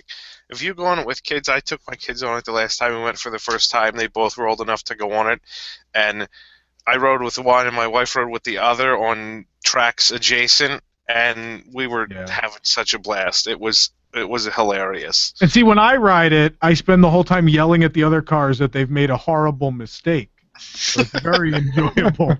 Hey, last time I was on it, you dragged me on it on the 24-hour day. Oh, because I had to do. My plan was to do every attraction in the park. Yeah. For 24-hour day. So what? Even the teacups? We did everything. I can't do the We rode teacups. every fast. I don't know how you, Jose, and I fit in a single teacup. Yeah, that was crazy. Oh, I remember hitting my knee on the door and like yelling at everybody. Yeah. So you get cranky when you're sleepy? Is that what we're to understand? Yeah. No comment means, oh, he gets really cranky. But the It's speed only was funny another when you make one. fun of Nick, not me. I don't know you enough to make fun of you. Oh, don't worry. There'll be enough material after 1 week of this show. Electric umbrella. Boring. Oh, for restaurants? Yeah, boring. What about the second level? The second man? level. That really that brings it up to not boring. There's like wall carpet up there. And come on, it's 80s Epcot. It's very 80s Epcot. There's nothing boring about 80s Epcot. They took out the talking trash can, right? No, it's downstairs. So that's entertaining, at least for a half a second. Well, you're getting catch up. Remember when I convinced Jose there was a talking toilet over there? Jason, were you around for that? At Epcot. Because there was the talking trash can and there was the talking water fountain. Yes. I convinced him, yeah, these have a talking toilet. He believed me. That was amazing. He went in looking for it, didn't he? I sent him in there, and then I started making a voice. So we're in the bathroom, and he goes in the stall, and I start talking like I'm the toilet. Stop. You really have it. It's like, I'm hungry for your pee. And then some guy walks in, and we're all like, oh, we're the biggest bunch of idiots. Wow, what was the look that he gave? The guy just like went about his business. He's like, these people are clearly deranged. If only you had that recorded, that would be I wish it was amazing. Adam was like on the floor in the corner dying. Ew, the floor of the bathroom? Well, no, he Gross. stepped outside and then he was on. But they actually do that at Universal. Actually, with the, do what? With the Myrtle in the bathroom. Oh, yeah, Myrtle talk. Yeah, Moaning Myrtle, yeah. That was definitely freaky when Freaked you me out don't the know. first time because I've never read the books or I hadn't seen the movies at that point either. So I didn't know what was going on. I thought someone was like injured in the bathroom or something. It was creepy. But yeah. So boring. Electric umbrellas are boring. I think Flame Tree Barbecue is boring. Yeah, there's nothing to it. Yeah. I also don't like the food. I think Le Cellier is boring. Yeah, the food's great, but you're right. The The food interior is is great. kind of. The atmosphere is so bland, and it's so confining because of the low ceilings. Yeah. Like, you think about it, Disney restaurants generally do not have low ceilings. It's true. And that one I mean, does, that and was it's the just... design choice of the restaurant. Well, I know, because it's supposed to be the basement, cellar, but yeah. that was... It's still, you know, people should have 9 or 10-foot ceilings in their cellars, if you ask me. Or at least Disney should. Canadian cellars are very small, Jason. Apparently they are. The commissary. Just boring and ABC bad. commissary, yeah. Yeah, That's a bad one. Yeah, that one's terrible. Although you do get to watch... that one's ABC hard, shows? because, yeah, they do have the clip show, at least, so there is something to watch. Have they updated that since like Drew Carey was on the air? Because It gets updated a lot more frequently than you think. Like, I go in there every couple of weeks, and there's a different loop. Why? Like, they do, like, mid-season break, they redo the loop. Yeah, that's good.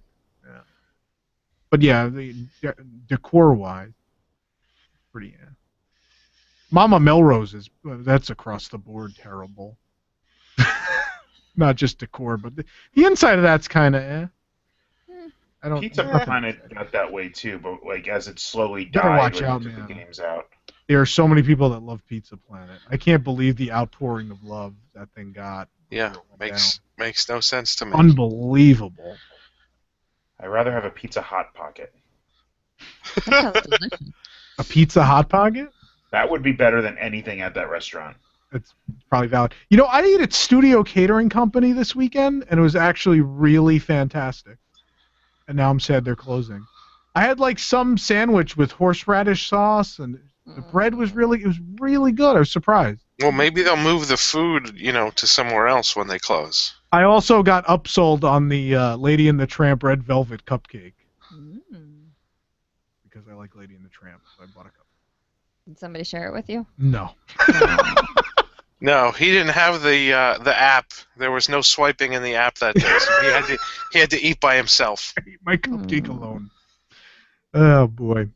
Lights Motors was always a boring show, even the first time you see it, I think.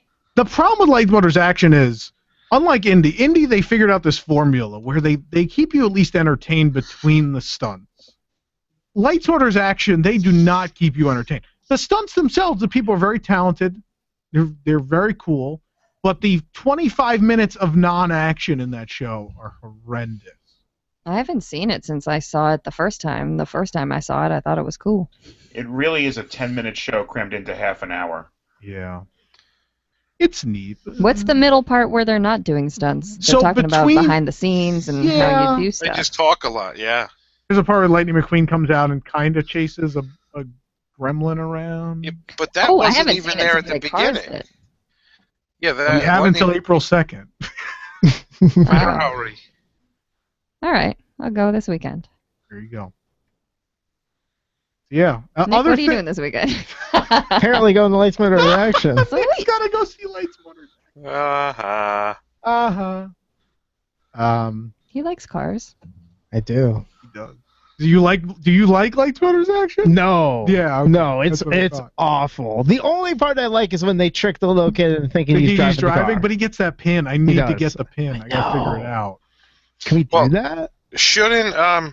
Shouldn't all the leftover pins be coming to Theme Park Connection after April 2nd? We can only hope. Yes, yeah. Yeah, we'll see. Why did they move their location? What, Theme Park Connection? Yeah, they used to be right by my house. Now they're not. Yeah, we moved in November of 13. It's been a while. Why? Yeah, we've been at the new place for over 2 years now. Well, now you know the last time I went. You should stop by. We have great stuff. ThemeParkConnection.com. I have a thing for coffee mugs. She's read that website like 3 or 4 times already today. Plug it again. How about other things? Things that aren't attractions or restaurants. What else is boring? The most boring thing anywhere on property is the exit hall from Mission Space. Wow. Oh, but come on, Destiny plays. Every time Destiny plays, I can just think of Adam Roth singing, as he did in the Christmas podcast parade 5 or 6 years ago. Best, man. It's Universe of Energy, done and done. That's not terrible. It's long. It's very long. The coolest part is the dinosaur part. That's all you want to see. Yeah. Well, Actually, I the love Ellen part. the Ellen ding part. dang. Stupid Judy. Yeah, actually, the pre-show is really good. Yeah. You think about that next time. Yeah, if only Bill Nye the Science Guy was still relevant. He's more relevant. Well, no, that's true. coming Ellen back. came back. Ellen has her Ellen's Design Challenge now. Yeah, so she wasn't relevant like when it opened, and then he was, and then she became famous, super famous. Yeah. And he became unfamous. And now there's Ellen's Design Challenge, which I watched part of the other day, and Ellen was not on it anywhere. Oh. I'm like, what is this? What is Not that even on, like, at the end. She doesn't give notes or anything. I don't know. That's I gotta didn't be on watch. like HGTV. She's probably on the end. No, it's on. I think it's on ABC. Oh, okay. I don't know. It's on a. I don't think it's on HGTV. Maybe it is. I don't know. It's on my TiVo. That's all I can tell you. I'll say pet stores. Anyone got anything else? The shop in China I've never thought was interesting, or Mexico. I think they're China, really? Compared to like Mitsukoshi's, it's just horrible. I think Anything compared to Mitsukoshi. I mean, Yeah. And that's because we Mexico. like nerdy garbage. And the shop in China sells Chinese junk for the most part. But it feels like the bad shop at an airport. Like same thing with Mexico. It's all just feels low end. I like to stop at the duty-free shop. The All-Star Resort. Boring.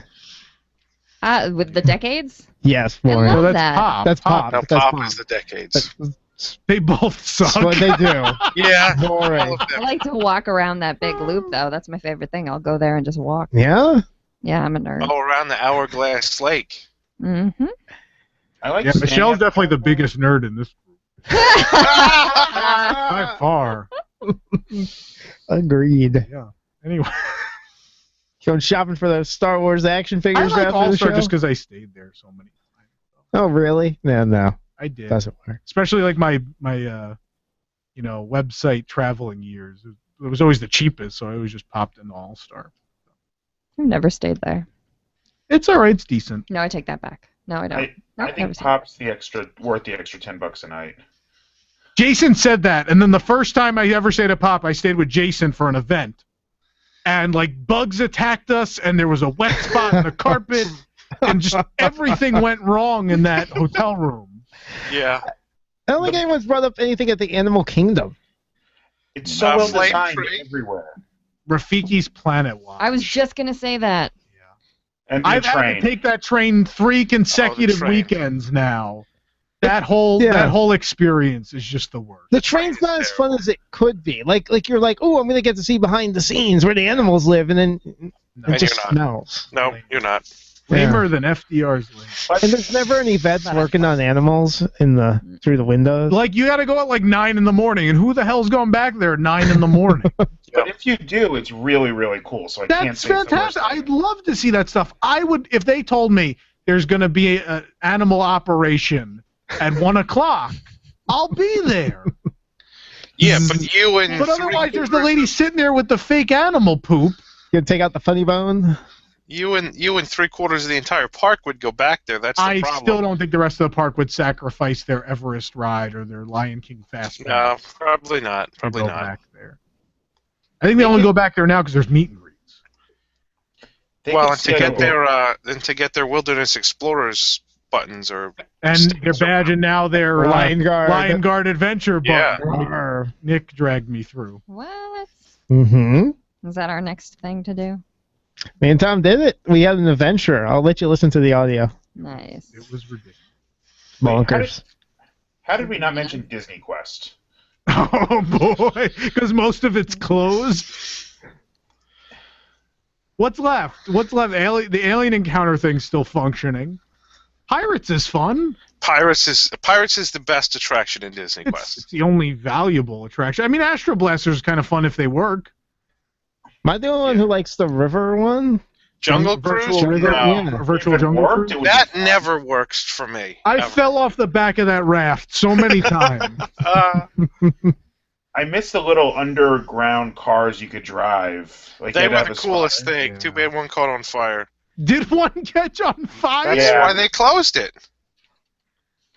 That's why they closed it, because one caught on fire and they couldn't put it out because it was under the floor. No, you know what's really fun is the parents who can't find their kids who take the slide 2 floors down.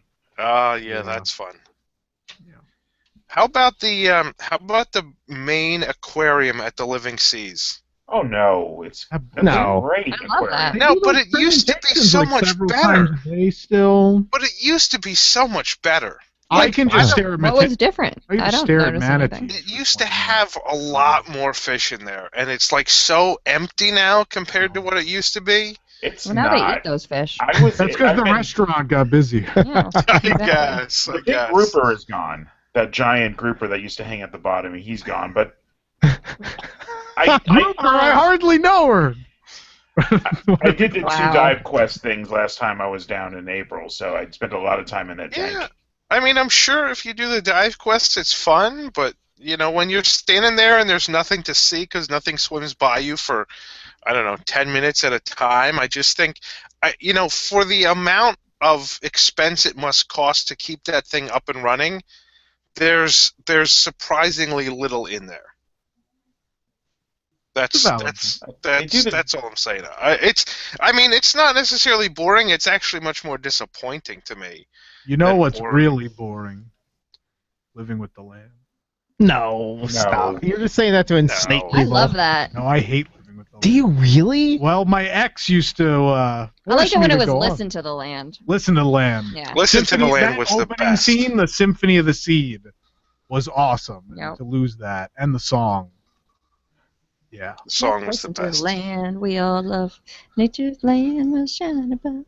Listen to the land. Now you're gonna start a sing along. Listen to the land. Is that a bad Just thing? make I don't know. believe. Not at this point. You're tiny. Is anybody Is anybody still listening? No, anybody in the chat throwing out any of their Let's see, most boring, let's see what the chat has to say. boring things? You can tweet us at WDWNT. Use the hashtag, I think, WDW Tonight. Let's listen to Big River Grill is a really boring restaurant. Yeah. That's a good one. That's a good Someone asked why Michelle doesn't have a camera. Yeah, I'm Why getting that doesn't a lot Nick on have a Twitter. Yeah. They don't want to stare at us. No. I don't want to stare at us. That's why I said I would join you and give the audience a thrill. Thanks. So kind. You're going to fit right in. You're mean like the rest. Disney Quest doesn't even count anymore. I don't think it's closing. We still gotta talk about it. Paradise Pier Hotel is pretty boring. We're not talking about Disneyland, but yeah. Paradise Pier Hotel should catch fire and no one should be able to put it out. Oh, man. No one in it, of course. Everyone should survive. They should evacuate first. Caribbean Beach? Someone? No, Caribbean Beach. I love the No, Caribbean Beach. that's nice. I was trying to think of the most boring. Their restaurant is World boring, though. Hotel. Caribbean Beach? The South Garden Wing. Shutters? Oh, I don't know. The one that was there before Shutters. Always been Shutters, hasn't Yeah, there's Yeah, there's one in the bar area before. Yeah, there was like there's like a quick sort of like a quick service thing or something. Well, there's quick service there also, but Is that still called? I'm dating myself. Isn't it the Port Royale? Yeah, Old Port Royale. Yes. Port That's Royale right. is the counter But service. that's the. No, Old Port Royale is the main building which houses check-in and the shop and the restaurants and everything. Yeah. So what's Oh, no, the What do name? they call the food court? No, I think No, it's Old that's Port Port Royale. Royale. Is it? Yeah, check-in's its own thing. Check-in's a different Separate building. building. Yeah. Fort Royale is way in the back by the pool and But everything. that's where Shutters Oh, is. okay. Yeah, that's right. Shutters is by far the single most underrated restaurant at any Disney park or resort. That's I'll a have to go. different. I've never That's a eaten there. different top 10. Shutters is fantastic. You're getting off target. That's a different top 10. I know. The last like 2 or 3 times I went there, blown away. Boring place to say, the Garden Wing of the Contemporary. If you get stuck out there, Yeah. it's so disappointing. That's excellent. Those are the low I've ones, stayed- right? That's funny. Yeah, it's the old building. Yeah, I put used on to tower. stay there a lot when I was a kid because that's what. Well, there were 2 garden wings. Yeah. But those were the cheap those were the cheap rooms, so that's where we stayed. Yeah. And yeah, I mean, it was pretty much the blandest hotel you could think of. Yeah. Yep. It still is, and the best part is they remodeled the rooms, but they based them on the new rooms in the main building, so there's weird design elements that don't make sense. So, like, the bathrooms in the garden wing, like, there's the toilet, but then, like, in front of the toilet, there's about, I don't know, like 20 feet of space. There's not, like, a mirror or anything there. The mirror and everything's outside. It's just like it's a long hallway with a toilet in it. It doesn't make any sense. It's the weirdest thing. Any other boring things at Walt Disney World? Any recreation? Anyone think of the recreations? Well, I don't think there's anything. Yeah, recreation's Right. all right. Yeah. Yeah. I mean, some people. I know a lot of people would think the fairways course at Fantasia. Fairways? That's Boring? fun. Well, I think It's so too. hard. I like Yeah, it. but that's the thing. It gets interesting because everyone starts cursing at each other and swinging golf clubs at one another. Yeah, I mean, the Golf time that is I mini- played that, the time that I played that, it was hilarious because it's unlike any. It's not a miniature golf course. It's like Maxi golf. like a medium-sized golf course that you play with putters. I don't know, but yeah, it's really different, which makes it a lot of fun. Not necessarily for kids though. No, don't bring your kids. There's the restaurant in the Floridian that now has the character breakfast, but before. 1900 Park Fair. Yeah, That's that used to be favorite super. buffet. Oh, it's a good restaurant, though, but the decor is pretty. Yeah, it Let's looks get like the you're in a characters. convention center. It has no decor. No comment. I love my Grand Floridian. Every part of it? You don't have to be Except for defensive. Goosey's, that could sink into the ocean. I like Narcoosey. Of course you like Narcoosey. What's wrong with Narcoosey's? It's on the water. It's Well, let me romantic, begin the by food's reading pretty you the good. menu. Anyway. What's wrong with the menu? I don't know. I had a very nice date there once. Okay. Once. I'll have to go try Narcoossee's again. That and Fulton. I gotta go to Fulton soon before they close. Maybe you should send the Nancy and Brett there as the so they can review it. We can kill two birds with one stone. Then that way you don't have to go there and go on a date at the same time. Yeah, that way you don't have to go to Narcoossee's. Wow, that's brilliant, Jason. Isn't it seafood? I remember having really According good seafood. to the boat captain who inspired our fake character who makes up things that aren't real, it's famous for its Italian food. Well, true story. We had a boat captain who kept citing incorrect facts about Disney World, and as we were passing, he goes, famous for their Italian food. There's Narcoosse's. And I look over, I'm like, pretty sure it's a seafood. Did he inspire the character on the... He's the inspiration for Frankie Fact. Nice. Yeah, absolutely. That's why he's a boat captain. Yeah. Yeah. Ahoy. Anything else? Anybody got anything else? I mean, let's see, we got If not, Magic Kingdom. I have more than enough to do. Still in this show. Well, I'm trying to think. So we got Hall of Presidents at Magic Kingdom, plus Tomorrowland Speedway. We've got Energy, American Adventure at Epcot. We've got Test Track. Well, what we got LMA at Studios. And what attraction do we have at Animal Kingdom? Do we pick an attraction? We said Planet Watch and the train. I guess that counts. Yeah. Okay. That counts. I will actually say Stitch is more boring than it is bad at the Magic Kingdom too. I think it's more bad than it is boring. I think it's just horrendous. I enjoy the lighting and sound effects and the animatronics. I like the pre-show videos. I like saying hi to Skippy. I miss Skippy. Tom will give me crap for this one, but any daytime parade before the new one. Oh, get out of here! The one in the Globes. I like the one in the Share a Globes. dream come true. Yes, when everyone passed out from heat exhaustion. My personal favorite is still the one after when they took the globes off. When it was the snow globes without the globe. Yeah, I like that parade. I'm trying to think. The only one I haven't liked in my lifetime was Mickey Mania. And it's only because the song drove me crazy. But How about the games in Spaceship Earth? What's that area called? Project Tomorrow. Tomorrow. Yeah, they're pretty bad. I've never spent any time doing that. Good. Save your time. Boring. Waiting for your picture to come up on the big screen. Boring. Did we mention Circle of Life? Yeah. There is a shuffleboard game. You shuffle energy into the plants. Yeah. All right. Well, we have a fairly long Back to the Future thing we got to do. Still. Oh, all right. Well, but Jason, I want you to hang around because Jason, you requested this one last week. Okay. So I want you to hang around for Nick. Can we? Are we ready? Are we going to take a break, or we want to just go for it? Take a short break. All right, let's take a short break. And then we'll be back with Back to the Future. Flash.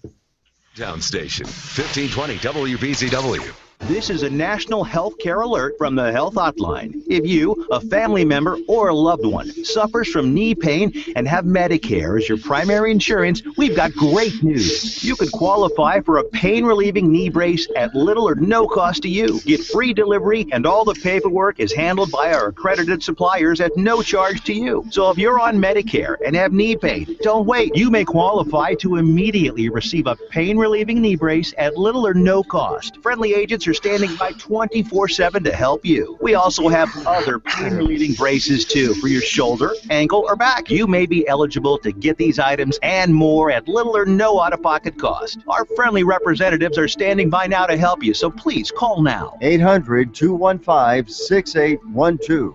800-215-6812. 800-215-6812. That's 800-215-6822. Time travelers, fasten your seatbelt and remain seated with your hands, arms, feet, and legs inside the time rover. Time travel commencing in T-minus 10 seconds. I don't mind, but you better promise me I'll be back in time. Right.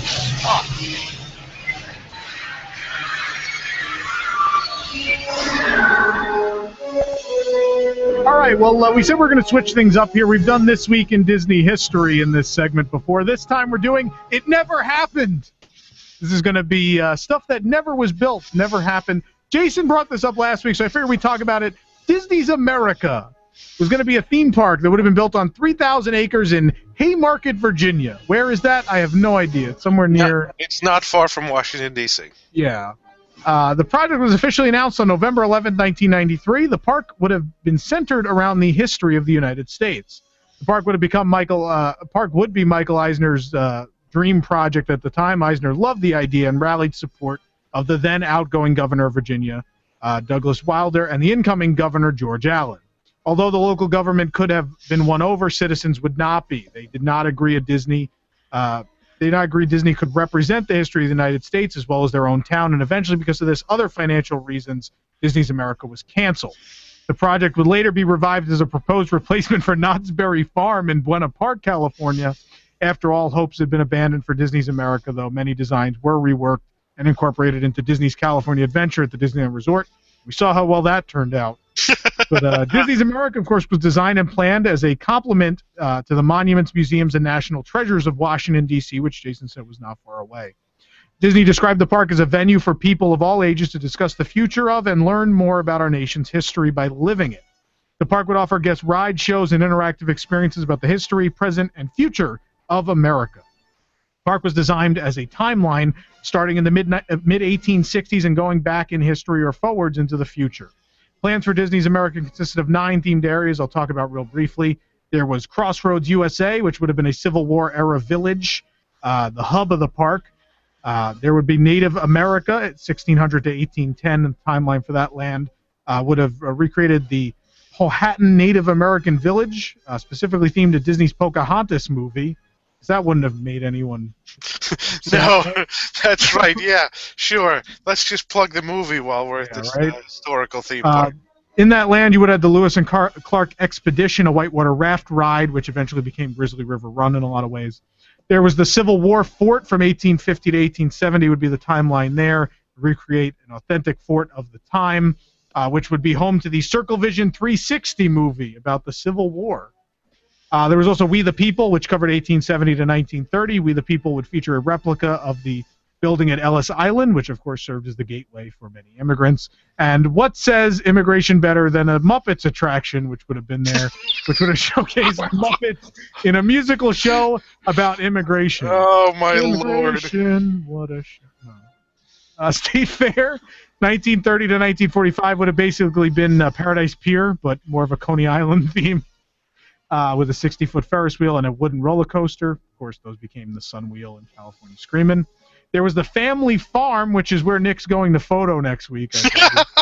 That became Bountiful Valley Farm at California Adventure.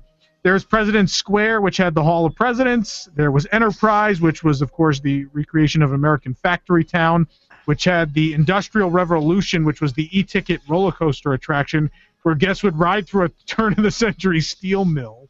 What? Including go through a blast furnace. Wow. Victory Field, of course, was an old airfield which had Soarin'. And Disney America would also offer more than just a theme park. The project also called for a water park, a 27-hole golf course, 300 campsites, and 1.3 million square feet of retail and entertainment in a district all its own.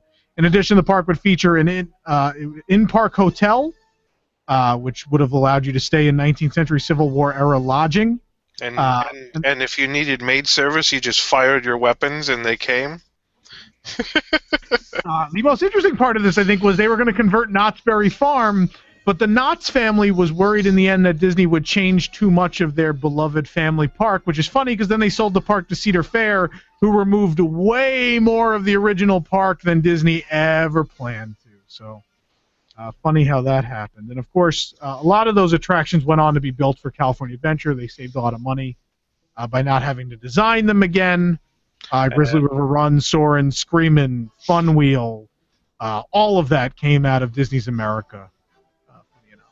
So, yeah, Disney's America never happened, but in honor of President's Week, we'll give you a brief history. I think we're going to have to do a real big Back to the Future on this at some point, Jason. We should, because we can talk about how the attractions, that were repurposed for California Adventure, and how they worked out there versus how they might have worked out in Virginia.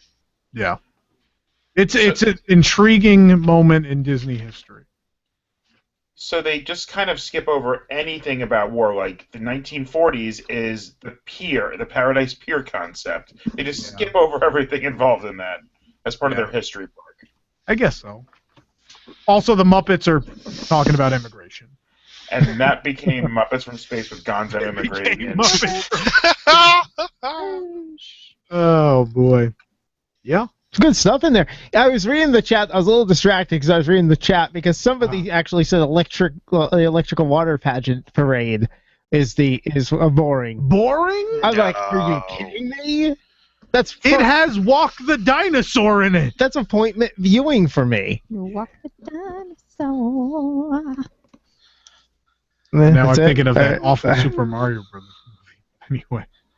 We may not have a live band, Everybody walk the but Michelle will sing for us every show. Get on the floor. Everybody walk the dinosaur. She certainly sings better than any of the rest of us. All right, you ready? You ready, Tom? Yeah, Jason and Ron, you can stay around for this because I want to see your reaction. It is time to find out exactly who out there, as Nick stalls, it is time to find out exactly who hates Tom. All right, Tom. Here we go. We got a lot of fodder this week. A lot of fodder. You want a great article about the Shanghai story that we talked about. Shanghai causing cutbacks at our local Disney parks. Well, not everybody agrees with you. Rick wrote in, sorry, but according to the Orlando Sentinel, which is a little more reliable than a blogger, this is a reach trying to leak shortening hours to Shanghai. Shortening hours is probably due to many attractions closing for updates. Yes, because what you want to do is have less capacity when there's less for people to do. You want nowhere for them to go. Makes sense. How about Elena? Right. Elena, who wrote in, sources, TBH, question mark. I've reached out to a few CMs who have all denied this article's validity. I'm not going to trust anonymous, quote, inside sources until I see an official statement from Disney. Let's not get ahead of ourselves. Because you know what the Disney company wants to come out and say ahead of any shareholder meetings or anything is that they're way over budget in Shanghai. Let's wait for them to. Sydney wrote in, where are you getting this information from? I don't believe it until I see this rumor from its source. And one of my favorites, Jay, wrote in, Tom Corless is clueless and flat out wrong. Disney schmucks like Tom think they know, but they don't, LOL. Too many Disney park fools expecting to get something for free or comped, always with their hand or magic band out, LOL. And we watch. What does that have to do with anything? You know, he still visited WDWNT.com. He did. So wait, we're getting free stuff for writing negative stories about the company. Number one, we don't get free anything. I was going to say, what does he think we're getting for free? That makes no sense. Anything for free. I'm sending 2 people on a date. It's certainly not free. Tom, but not all the anger was directed at you.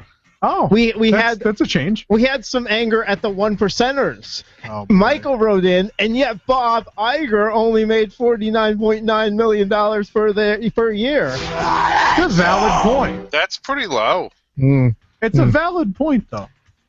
Then we had people turning on each other. Sweet Daisy, she wrote in saying that, you know, when it cuts to the parade, rumors definite, we made our fast passes for that second parade in mind, and we want to know if it's being cut. Well, Misty didn't really like that comment. Misty wrote in, meanwhile, your fast pass option might not be valid while cast members are legit trying to make ends meet. But you're right. Let's talk about the lack of fast passes you might get. # priorities. Someone in the chat is asking, do you not get in as media? I pay for my annual pass. I don't. They did offer us, like for the Zootopia thing this week, and they offered me tickets, but I didn't take them because I have annual pass. I don't get into parks ever for free. Like D23 Expo, we got in to cover. Yeah. Not often. Not the parks. They offer a certain amount of media counts per year. It's not like they offer media annual passes. Take them. We don't take them. And they give you they invite you to certain media events possibly. WDW News Today is not one of the media sources. But even so, any media sources they only give them tickets when There's an something going on. event to come. There's some kind of media let event. them in That's the right. rest of the year generally, maybe a couple times if they request. Then, of course, thank you, Kathy, because it wouldn't be a comment section if we didn't get the obligatory Walt must be turning over his grave comment. The big shots better wise up before it's too late and Disney slides backwards. And then, Tom, last but not least, not only hatred at you, not only hatred at Iger, not only hatred at each other, but hatred at the entire city, as Nicole writes in, F you, Shanghai. Oh, this is my favorite segment. I am the most despised man in the entire Disney Online. Oh, boy. Pretty awesome. Golden article, Tom. If I can comment on the article, I have had more than enough cast members in the positions that we reported on in the article have come out and said they've had hours cut. For example, Fort Wilderness had a cast member there tell me that they have been short-staffed all week at front desk, and it's going to continue for the foreseeable future. They're getting no more than 32 hours. I have seen people tell us that they are no longer doing that greeter position out at the curb. It has been cut. It's gone. Look at the Orlando Sentinel article about the painters being fired. Yeah, the Orlando Sentinel can't put 2 and 2 together. Not that that's anything new for them, but yeah, and like I told you, I've seen it all over social media. It's real. Right. And I mean, Paris is part of this too. We know Paris is in the hole too, but it's all connected. It's all one big thing. And I mean, when's the last time during spring break season that they didn't run 2 Phantasmic shows a night? A long, long time ago. And again, it's compared to the calendar. We looked at the calendar from the last 3 years, and we compared it. There have been 2 electrical parades every night in March the last couple of years. The first year they're not doing it. Crowds are up. It doesn't make sense. The only reasoning is you want to cut the budget. Yeah. Well, I want to thank everybody for joining us today. I want to thank, of course, Nancy, CJ, Alex, and Brett for taking part in the very first ever WDWNT, the dating game. We'll have to do it again. Went really well. We'll be keeping track of Nancy and Brett as they go on their journey. Yeah. And those of you watching in video, stick around. I think we're going to try and get them on the line. Yeah, we will. And, of course, you can follow us at WDWNT.com. And we want to thank everybody for jumping in that chat. That's where you can interact with us each and every week here on the show as well, at WDWNT on Twitter. And next week, like Tom said, we'll be coming up with a special show here on 1520 WBZW, and then a special show online only. Yeah. I didn't get thanked. Thank you, Michelle. Yeah, I was waiting for Nick to do it. Yeah, thank you so much. He forgot I was sitting here across from him. I did. I just heard snoring from over there, and that's about it. Sorry, we're boring. I get up early. Thank you, Michelle. I appreciate you coming in. This was fun having you here. I loved it. Thanks. And remember, kids, as Andrew Jackson once said, the damn poor mind indeed that can't think of at least 2 ways to spell.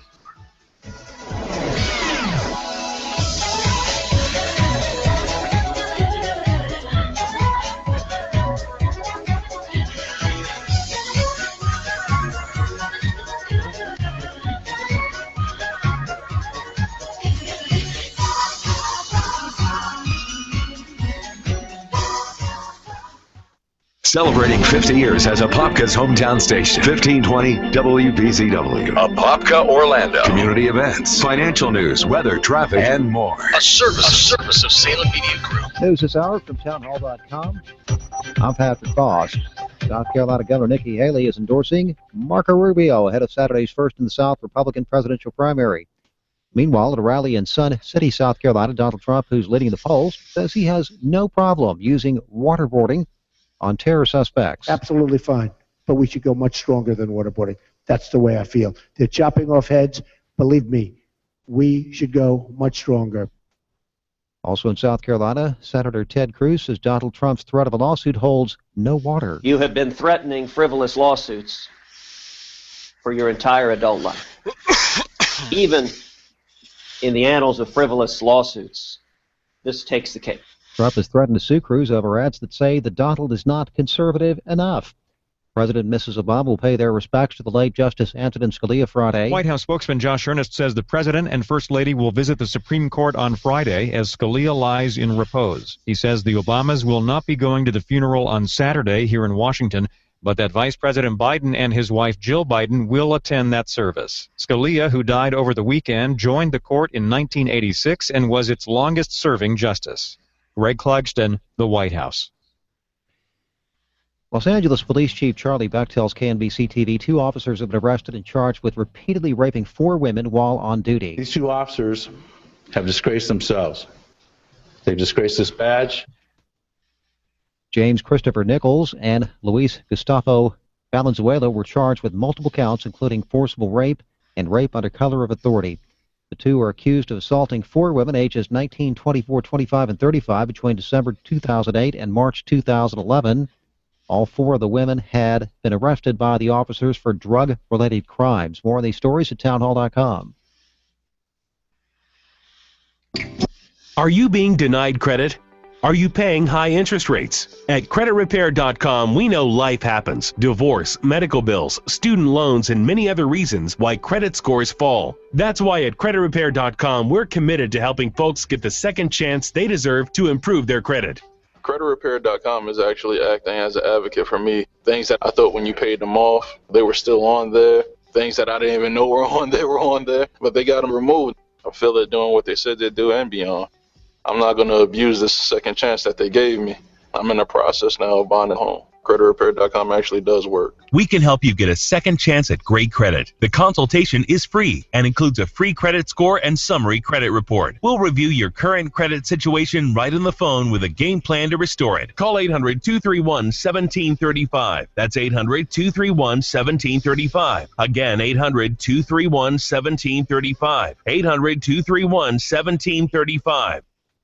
At Lucia Capital Group, we talk to people on the radio every day about your greatest retirement challenges. How to make our money last. Well, I think taxes in our retirement. I am concerned about another market crash. Now we're coming to meet you in person and discuss some of the things that concern you most. Concern that I have is that I'm not going to have enough money for retirement. The Lucia Capital Group Retirement Income Strategies Workshop Series, coming to Las Vegas, Seattle, Phoenix, Portland, and other cities across the country.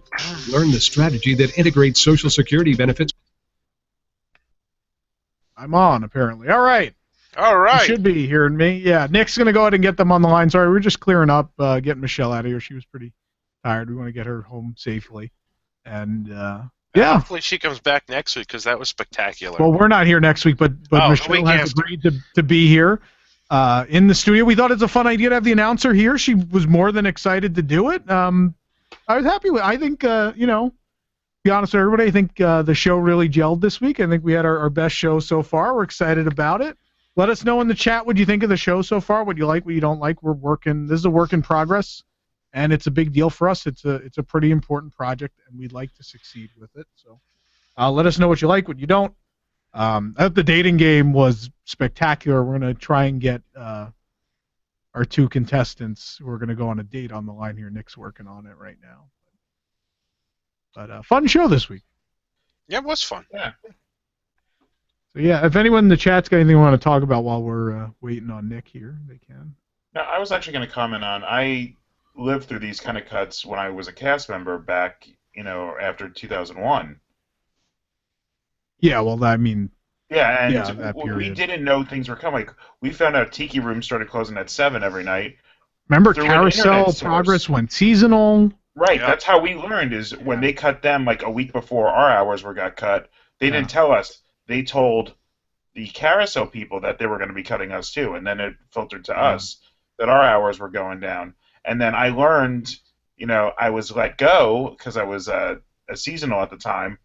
When I went back to try and get in the back gate to try and get to pick up some more hours, I was stopped at security. Said, "Oh, they need to see this thing about your badge." So I went into access control, and they basically said, "Oh yeah, you don't work here anymore." I just took my badge. Wow.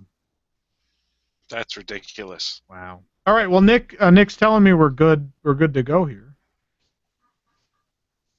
Yeah, we have Nancy and Brett back on the line with us. They're the 2 contestants from WDWNT, the dating game. Nancy, of course, had her choice between 3 guys, and of those 3 guys, she picked Brett. So Brett's the big winner tonight. Brett, how'd you feel about getting chosen? Feels great. I gave my best answers, and fortunately, they were enough to satisfy Nancy, and I'm looking forward to the dinner.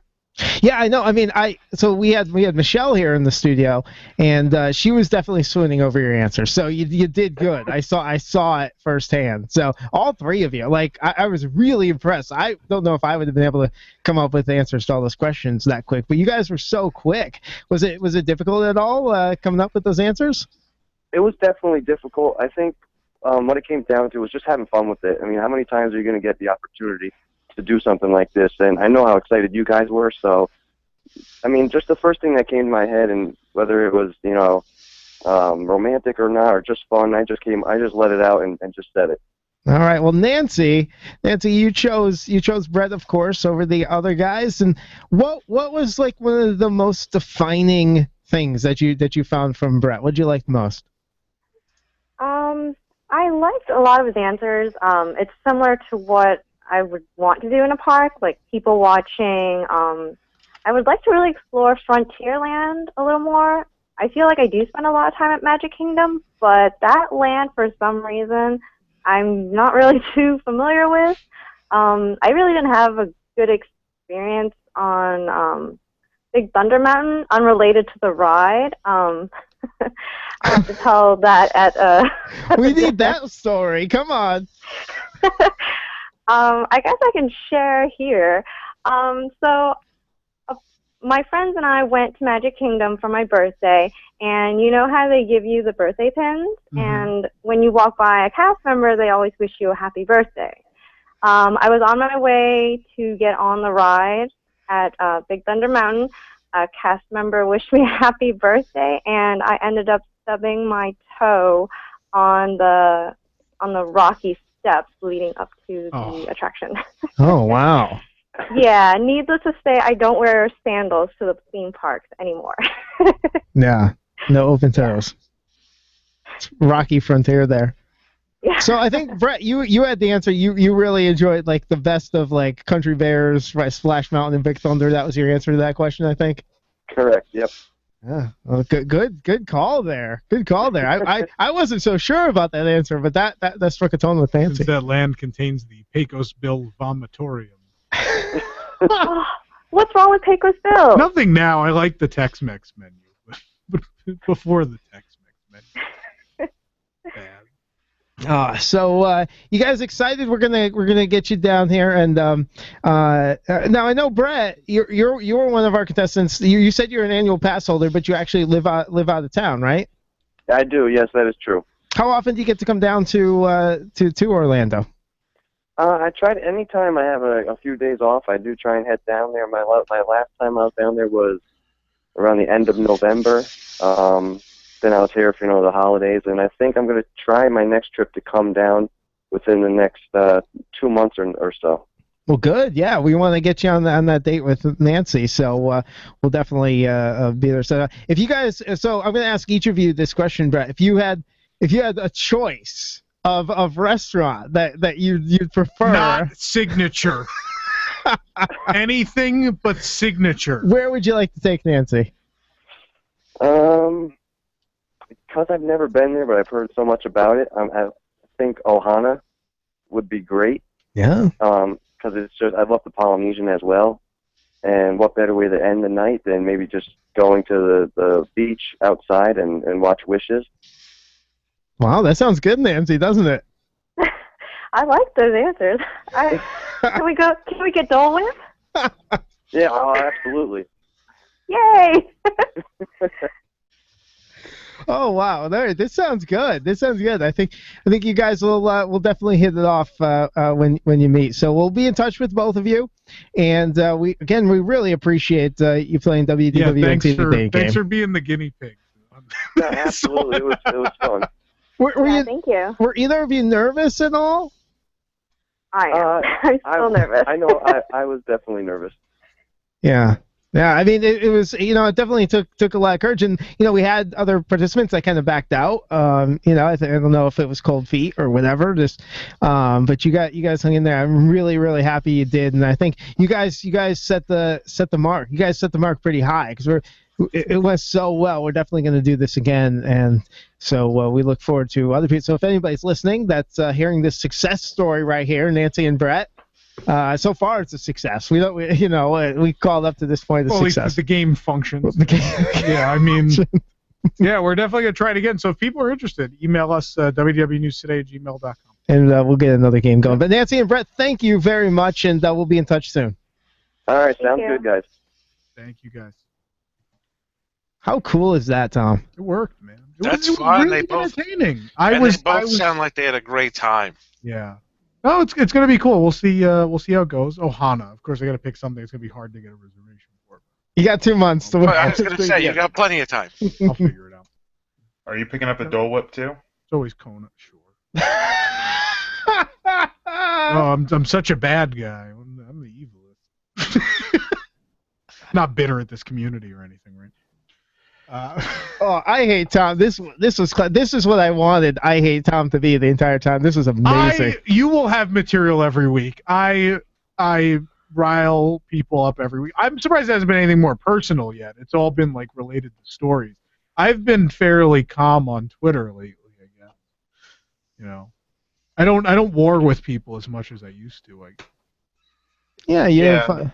Calm down a little bit. I've calmed down in my later years. In my later years. 27. He mellowed at 26. The personal account is much less fun than it used to be to watch. Thanks, Ron. Oh no, you're not. I know. I used to be a psychopath, and it used to be quite entertaining. Your grammar checks of other blogs. Mostly just to entertain myself, honestly. The Orlando Informer Thursday reports were always my favorite. No, the Orlando Park Hopper. Park Hopper, sorry. The Orlando Park Hopper was an article on Mice Age, which always had a lot of incorrect information and spelling errors. Not that I occasionally don't have a spelling error. I type really fast, and sometimes I don't go back and check again. In trying to break a story, I do it. It happens. Yeah. And then some of us who are really embarrassed go in and fix it. Yeah, thank you guys. I'm just trying to get the story up first, and I know I do that all the time, but they had like a lot of really inaccurate things or things that just didn't make sense, and so I started like just pointing it out for fun. Not necessarily a nice thing to do, but I did. Anyway. So Nick, next week you're not here again. Next week, those of you who are the WDWNT faithful, we're kind of hoping you'll help us out. We have, how many people do we have trying out, Jason? We have a ton. I think like 8 or 9 over 2 days. 8 or 9 possible new staff members trying out over 2 days. It's going to air as one show that Wednesday. I'll get it edited and we'll run it that day.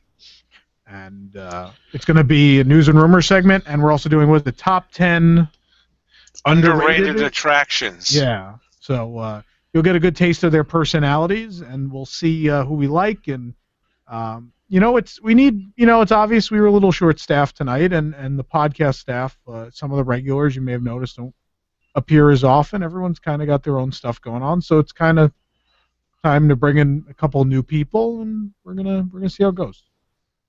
Yep. So we will be playing that.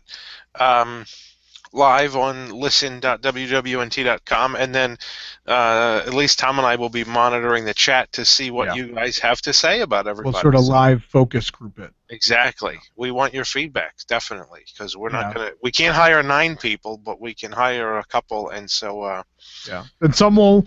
We're gonna try and get some of them on the podcast, and some here on News Tonight have a couple of regular panelists on.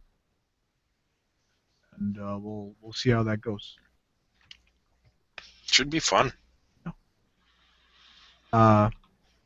Nick, anything else we got to talk about? Well, we won't be here next week. We'll be back in 2 weeks, so we'll be back. I don't know what date that is. I'm looking at this like it's a calendar. It's the script. It's March 2nd. March 2nd we'll be back. Oh, actually, on March 2nd we can talk about Zootopia. Yeah. So we'll definitely talk about Zootopia on the 2nd. My embargo, I think, lifts on the 2nd. What's released in the film later in March, right? March 4th. Oh, 4. Okay, 4. Yeah, it's real soon. So for those of you unaware, we're seeing a screening of Zootopia on Saturday, preview screening, and then there's a after party at Harambe Village. And then I'm attending press junket at Animal Kingdom Lodge with the filmmakers and stars of the film. So Jennifer Goodwin and what's his name? I can't think of his name. The guy who plays Nick Wilde, who's on Arrested Development. Jason Bateman are going to be there as well as the director, so that'll be kind of neat. Wow, that is Jason Bateman. He's awesome. Yeah, I'm trying to figure out. We're still talking with media about if we're going to be able to release the audio from the junket or not. At the very least, there will be a couple of pieces that go up on the site from the junket, but they're not letting us do video, which I'm kind of bummed about. But we'll see how it goes. So. But yeah, that's all I've got. Nick, you got anything else? No, we're just gonna get the audio so we get this up there in case you missed any of the show. You can go back. Of course, this will be up in moments. This video. The video will be, yep, and then a little more than moments, but certainly by tomorrow morning. But if you missed does anything, it take that long? No, it takes like half an hour. But who's going to stay up till midnight to watch it? The first episode, we had a lot of people that watched it again. Not watched it again, but people that got home people that worked late or whatever. Okay. Ghostbusters, maybe. But yeah, if you missed the dating game, which we talked about because we played that in the first hour tonight, you can definitely check it out online. Are the posts at listen.wdwnt.com or you mean the download for the audio? Yeah. Well, where can they? Okay, so they go watch it on the YouTube channel, right? WDWNT on YouTube. Or it's posted at listen.wdwnt.com. So tonight's episode will show up, and you can play it directly from listen.wdwnt.com. Where can they find the past episodes? The past episodes are the past episodes are on our YouTube channel at YouTube. Not at WDWNewsTonight.com. I don't know what's on that site. There's not a whole lot there. Oh, Patty. We're going to get that fixed. At least it's not a Chinese dating site.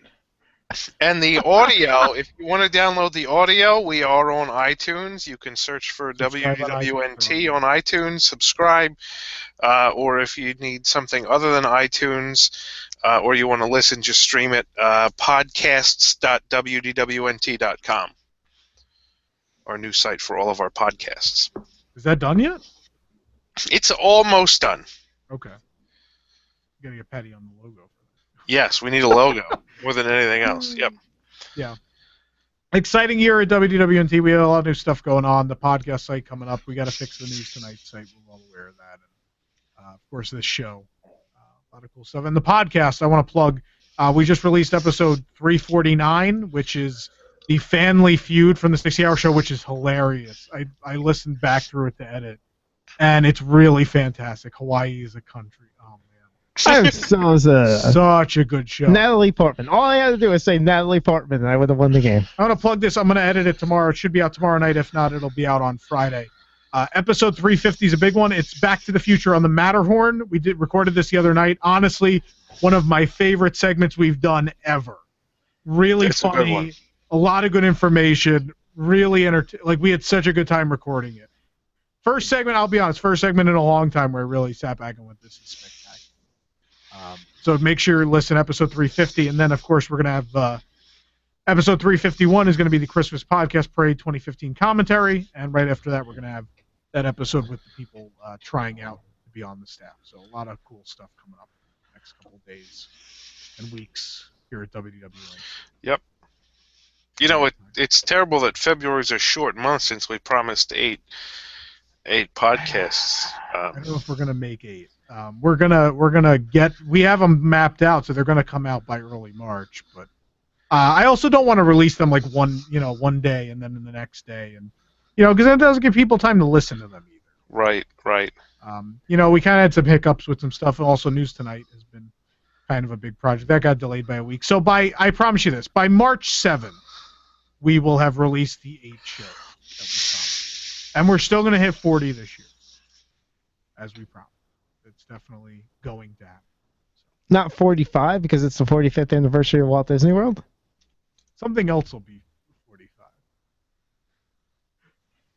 45. I wonder what could be at length of 45. What could that be? Oh, no. Maybe the site will actually function this year. So, yeah. Let's see. else is going on in the chat before we get out of here? Rest of development questions. No, I'll ask him about Zootopia. Be watching for the Star Wars Land. Oh yeah, don't miss that. That special's airing this weekend. The Disneyland special. Oh yeah, with yeah. It'd be cool. When's the last time we had a multi-hour park special? I love those. Yeah, I know. It's been a long time. Not counting the parade, like a real, like the anniversary shows, which are all great. Like think about the Epcot grand opening and all the Disneyland anniversary ones. Like they're really fun to watch. I'm excited. This will be neat. And we get a preview of Star Wars Land. Excited about that. All right, I guess with that we're good for this week. Thank you everyone for tuning in. Thank you for hanging around. Again, any feedback you have on the show, if there's any segments you like in particular, things you think should be shorter or longer, things you don't like, please let us know, whether you put it in the chat now or email us at wdwnewstoday@gmail.com, tweet, Facebook. If you have a lot of Disney friends who are, your followers on Twitter or friends on Facebook, let them know about what we're doing here. I think we're doing something kind of unique, kind of fun, and I think a lot of people enjoy it. I'd like to get, let's make this thing happen. I think we got something pretty cool here. So, let your friends know if you like the show. I agree, Tom. Yeah. It is not asking cool. too much. If you love the show, we still do this it's still non-profit. So, help us out here. Let's do something. Do something. Negative profit. It is still negative. We have to do the taxes. But anyway, Jason, I have to sit down and do that. All right. Well, let's get out of here then. Good night, everybody. Good night, everyone, and have a pleasant tomorrow.